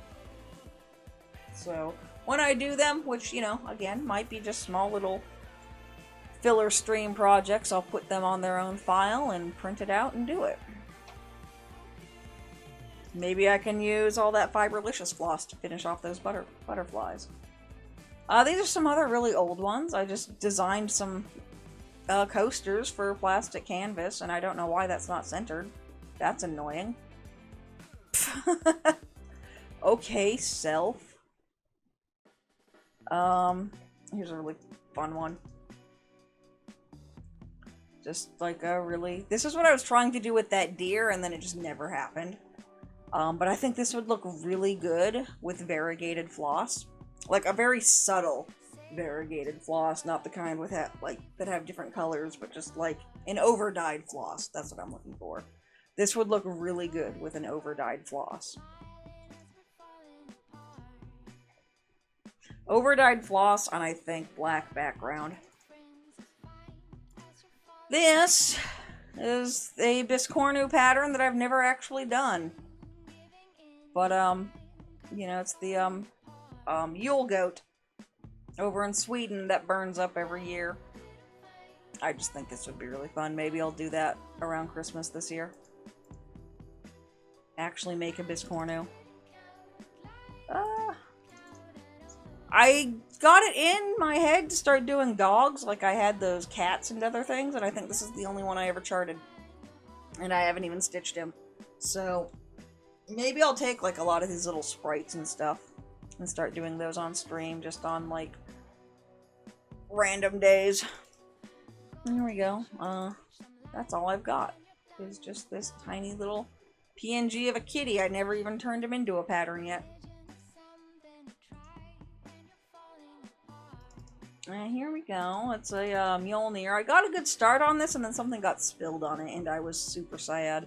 But it's one of those ones where there's no reason why I can't just release it. I mean, it's a very simple design. You know it's going to work. I just haven't released it for some reason. I did at one point, and then I took it down.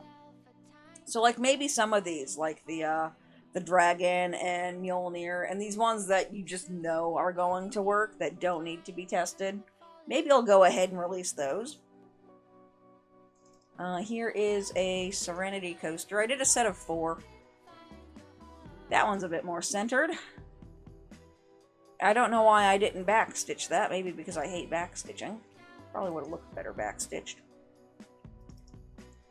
Oof. Oof. This is... Oof. Even more oof. This is something... God, why do I keep closing this? This is a collab that's kind of fallen apart. I think I was working on this on stream for a little bit. It was going to be a speed paint, but that never happened. But yeah, that's pretty much... I don't even know how much of this I have done. Just a really simple little sprite. I need to finish it. Here is the Star Trek coaster. Just really simple little designs. Maybe I'll fix that Doctor Who one and just release them as is. I mean, they don't really need to be tested. They're obviously going to work. And then here's the Star Wars one. Yeah, it was just kind of meant to be some nerdy space coasters. And this is one I'm working on. Black fabric with glow-in-the-dark floss. And oof, basically, I think I'm like right in this area. Because if I'm smart, I would have started in the middle. But oof. Oof, oof, oof. This was actually, some people might recognize this as my original icon. And then at some point, I finally went ahead and drew this guy down here. But yeah, I'll finish him eventually, but... Oof, 25 count black fabric and oof, glow-in-the-dark floss. This is something, someone actually has finished this. Again, it's one that doesn't really need to be tested because you can swap out colors as you want and it's pretty obviously going to work. So I did release this one, and I have seen someone, if they haven't finished it, they're very close. But yeah, it was just kind of, again, oof, basically. But yeah, I really like it. It's hard to tell because Norse designs are always so weird, but it's wolves and ravens. I think the blue ones are, yeah, the blue ones are the wolves, and then these are the ravens. And I don't know why we've got 4 ravens and 2 wolves, but okay. Oh, it's because the feet make up the other things over here. That's why.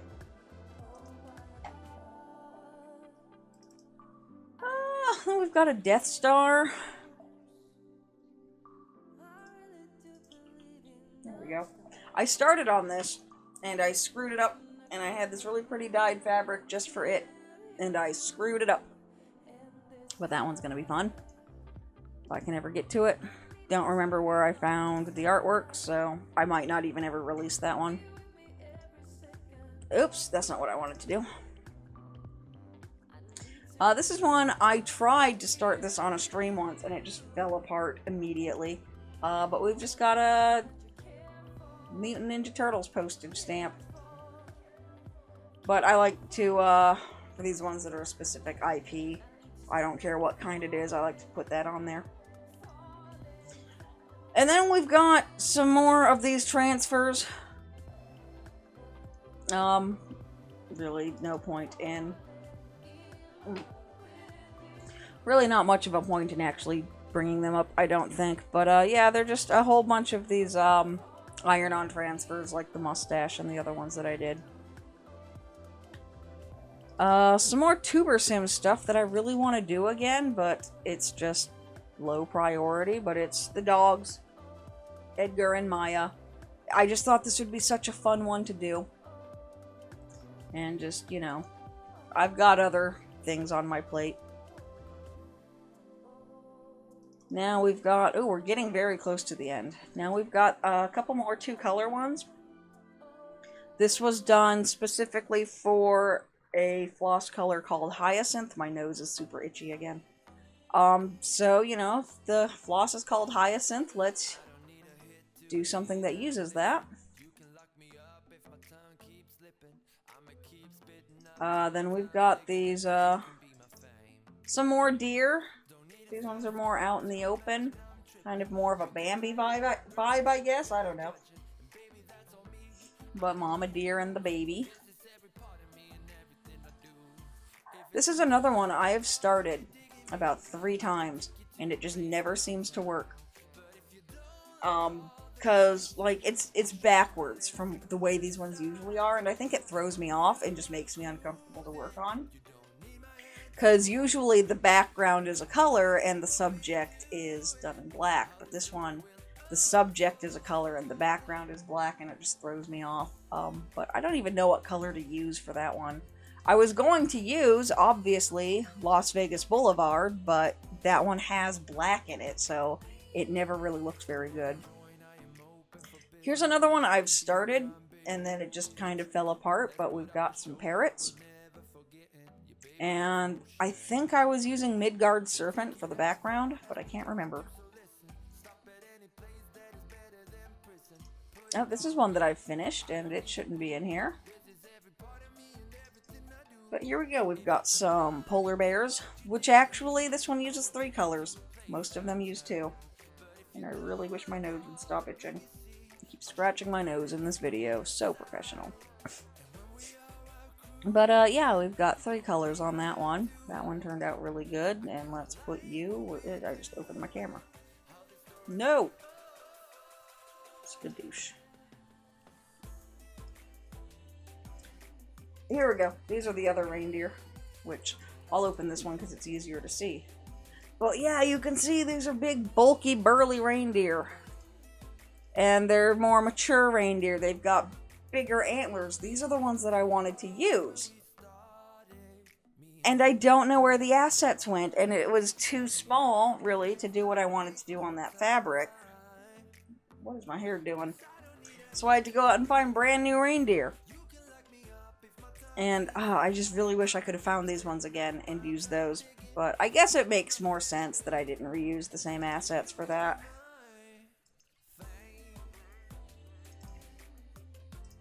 These ones, it seems like these ones are just easier to see. This one, I don't really know what I'm going to do with this one. It's just kind of a fun idea that I had, and this is all the farther it ever went. But maybe some kind of like dark, stormy looking color would go good there.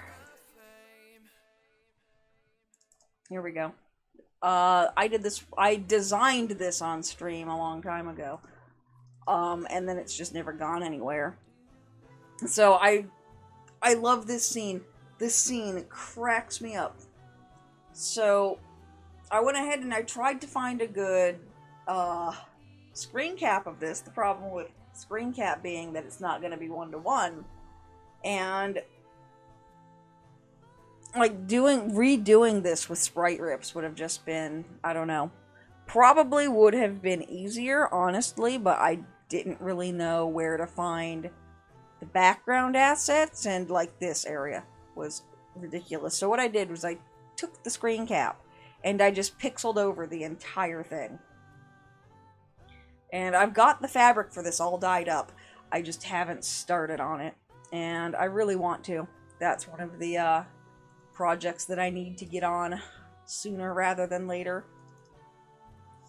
Here is one that I don't think I have any assets for. Or extra bits for. And it's taking forever to load, so that means it's enormous. How enormous are you?